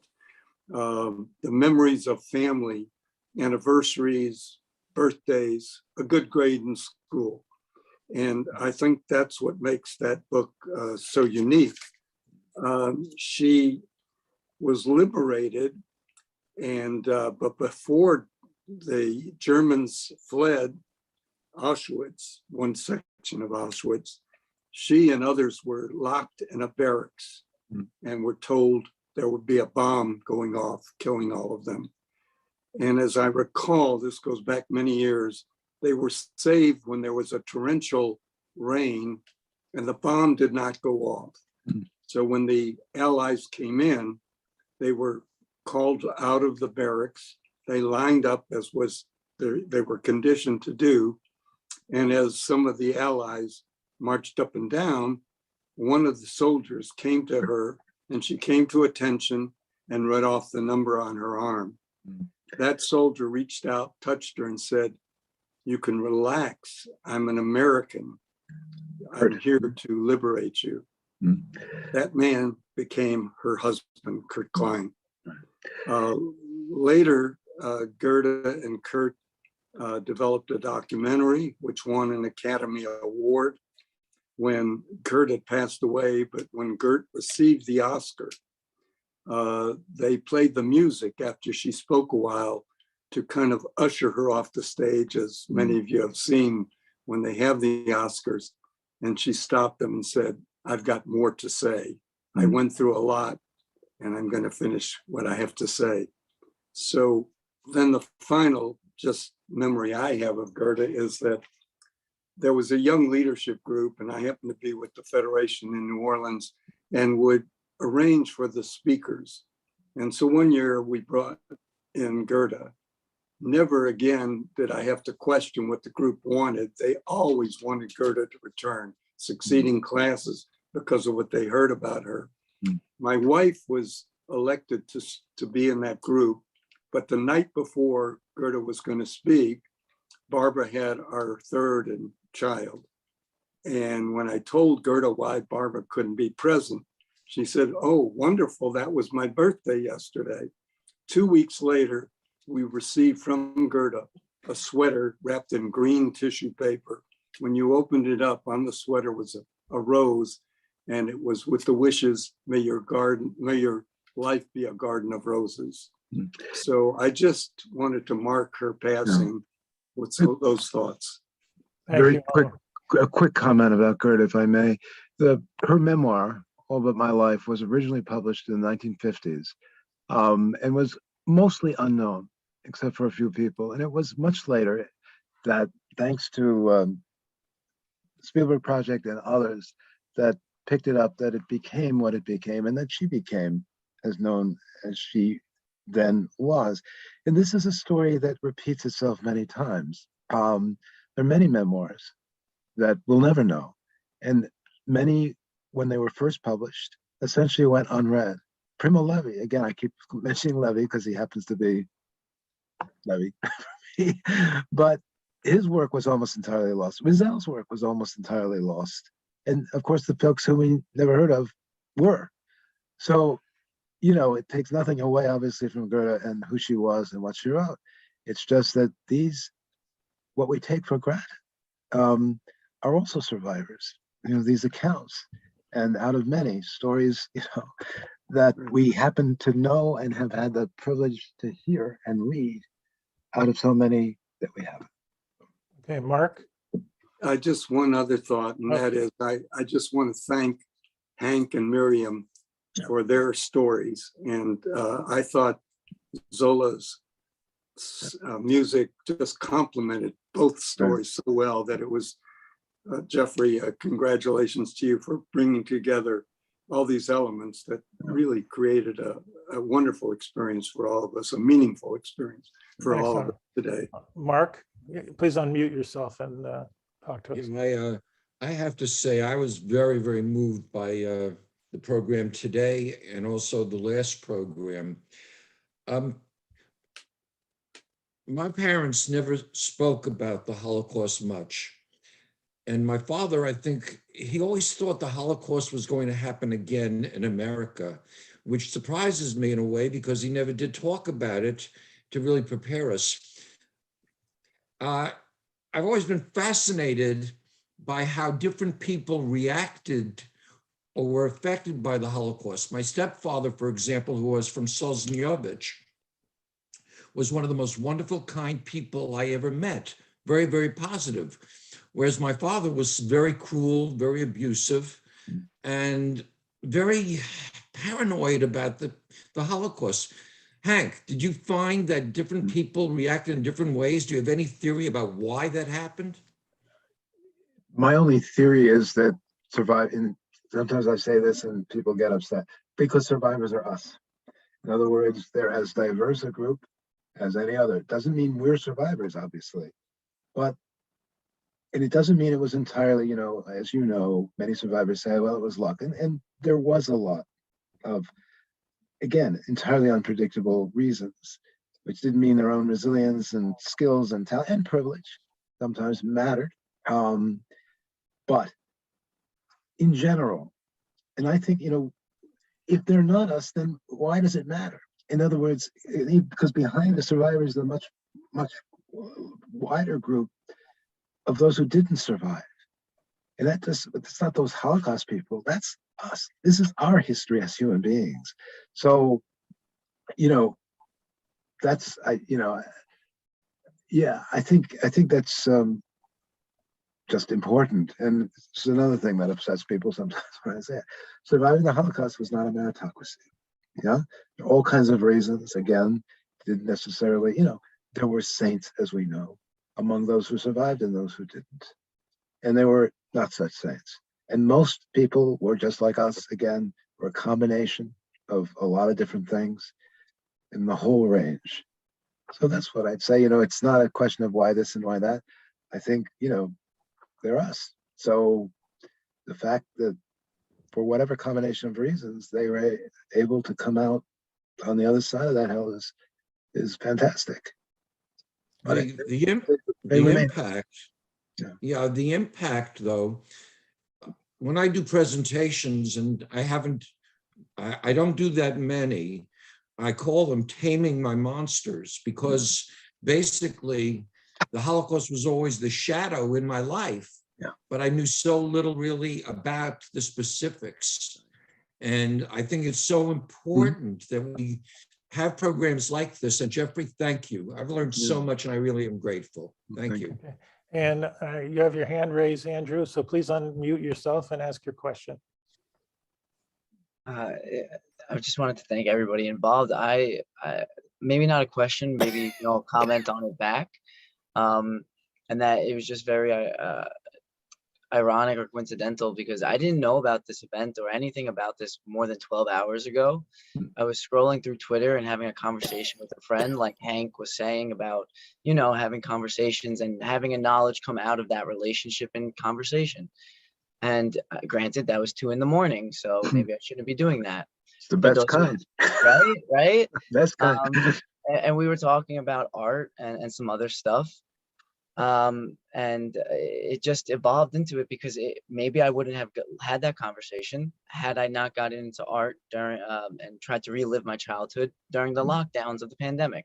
And so just understanding all of that stuff, and now I find myself here 12 hours later because I saw Miriam's post on Twitter about all this art, and I didn't know anything about David Friedman. And I, that's what I'm saying. It was just so beautiful for me to feel that, and like Mark said, feel grateful for all the knowledge and experiences shared today. I went, I'm not of the Jewish faith or culture, and I went to a Jewish law school, Cardozo Law School under Yeshiva University. named after our first, Jewish Supreme Court justice. We talked about a lot of those things, and it was refreshing to see the faith and culture in my education after being in public school in New York City the whole time. But at the same time, you know what they say, a picture doesn't, it's worth 1,000 words and more. So, Hank, we could talk here all day, and I'm sure we would have a lot of great things to come out with. But seeing the artwork and hearing the music just evokes that emotion, the art that does it. And it's just good, especially after law school and a pandemic, to come out here and just be in touch with all of that. So thank you all, honestly, and keep pushing it to the younger generations, because you're Yes. welcome. You're welcome to join us. If you put your email address in the chat, I'll pick it up. And our programs are available to anyone. You don't have to be obviously Jewish to come. So that's good. And I wanted to ask Ursula, do you want to contribute anything? You need to unmute. I want to speak something. All right, hold on a second, Ben. As usual, I'm really taken very deeply, very moved, very deeply. Okay, Ben, go ahead. Ms. Enk was speaking people living with the past. I have a brother-in-law. We were married in the same day, and he was in the concentration camps like me. By living in the past and in the future, he died of age 55. Nobody could live with the past. I'm speaking to the schools, only I never think about the past. Always we gotta look for the future.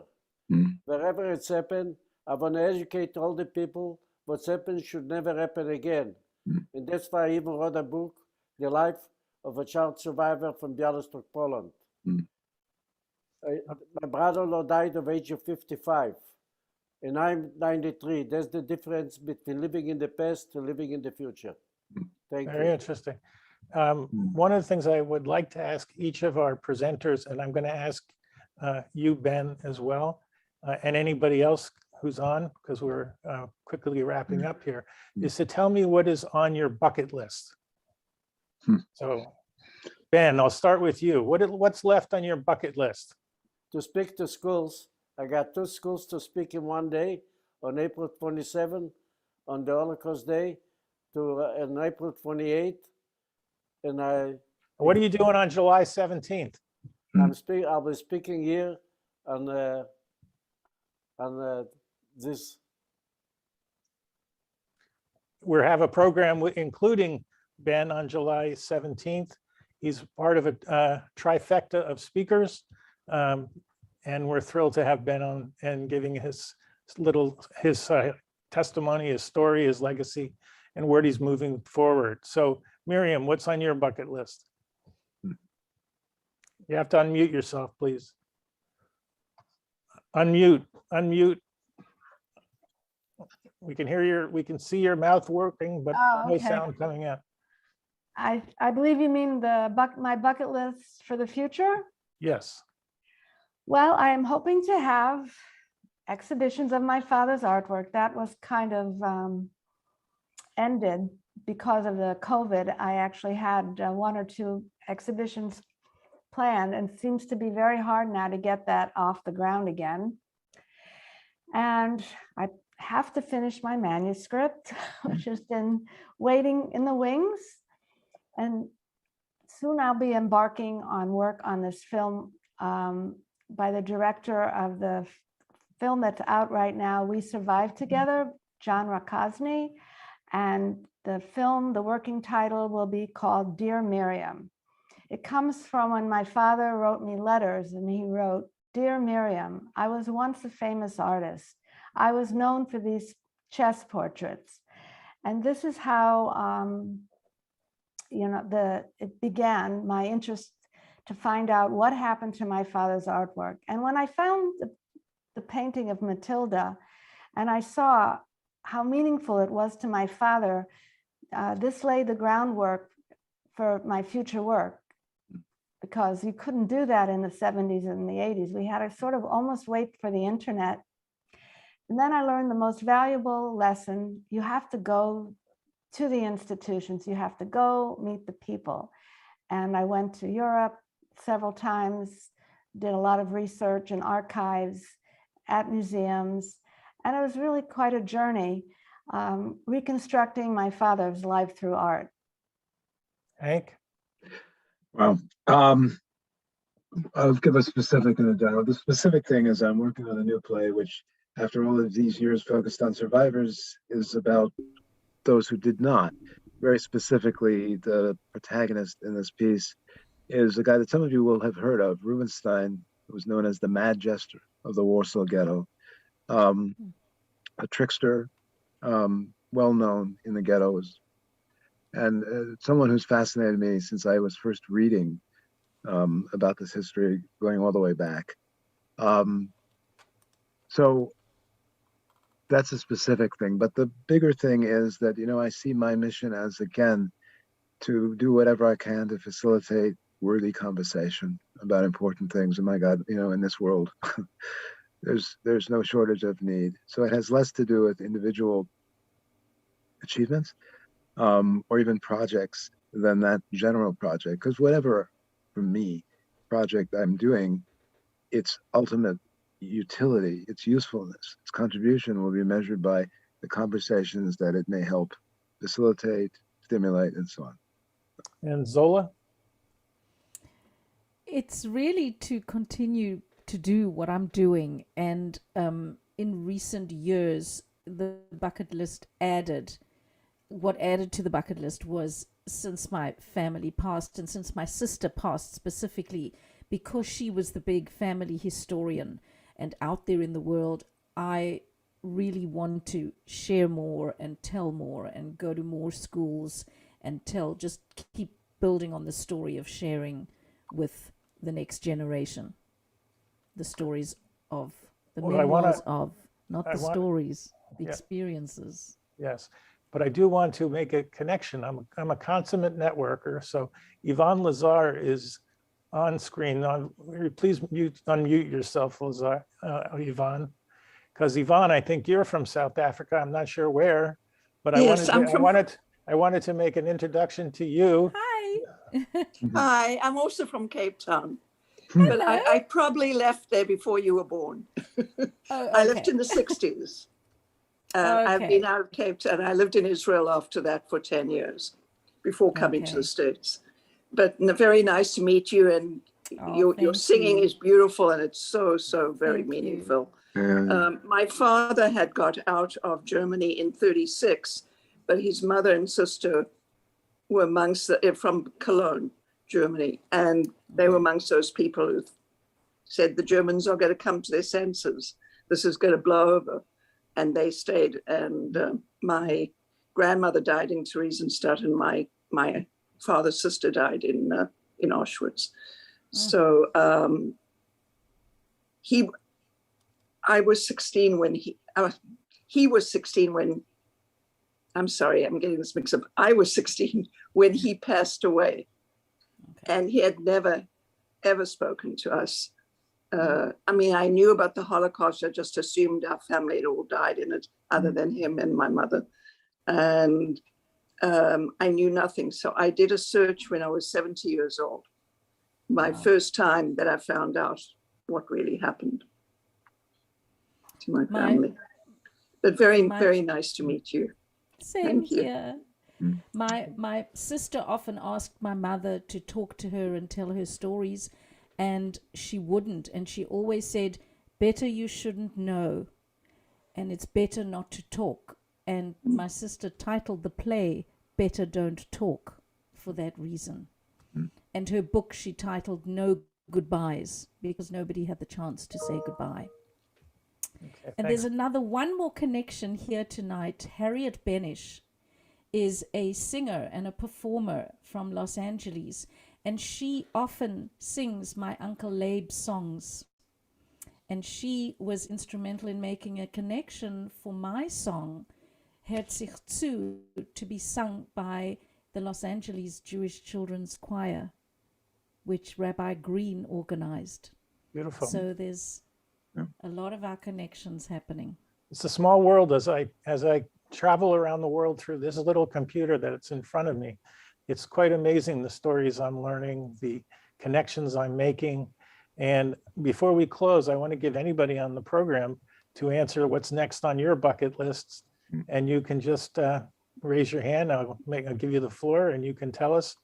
And then I'll wrap it up and with our next program. But does anybody else want to give us anything on the bucket list? Eva? Joanne? Thank you. Okay, go ahead. Different Eva? No, you're the Eva I'm talking to. Okay.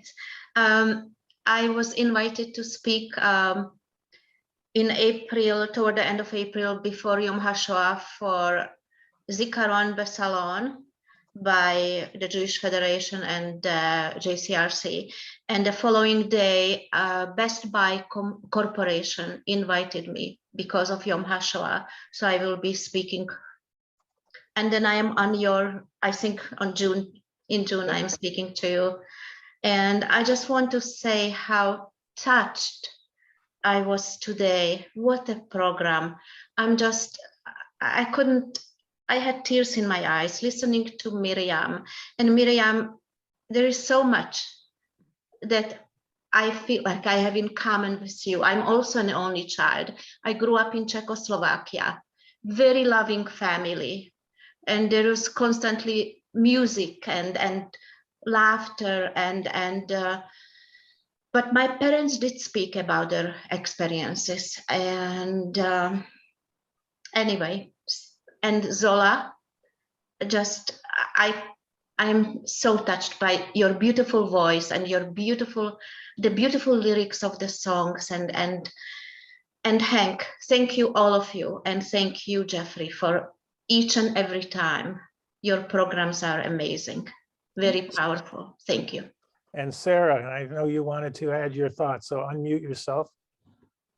Yes, thank you everyone for everything that you guys have shared.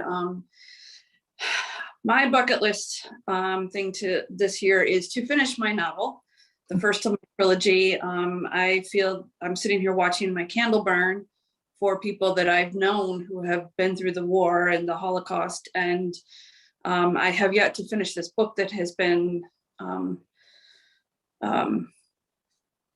on my heart to finish for years. And I think the time is now. And I'm setting myself a goal to have the manuscript finished and ready to be submitted for publication by the end of the year, because it's been long enough and I think it's time. And hearing everyone's stories, it makes me understand that now more than ever, considering the way that the world is going, now more than ever, this book needs to be finished and published and put out there for people to read, to bring awareness to what happened. So I thank everyone for all of your stories. And Hank, you have, I want to pick your brain because there's so many questions. I have way too many to go on to a show like this, but not today. Yeah. But I'm easy. Just give me an email or whatever, and we'll schmooze. Okay. Yeah, there's a lot of things I want to. Yeah, you really sparked something in me that I need to get more answers to. So thank you very much. And Zola, I love that song. It is, I think, out of all the songs I've heard pertaining to the Shoah, that one speaks to me more than any other song I've ever heard. It's so powerful.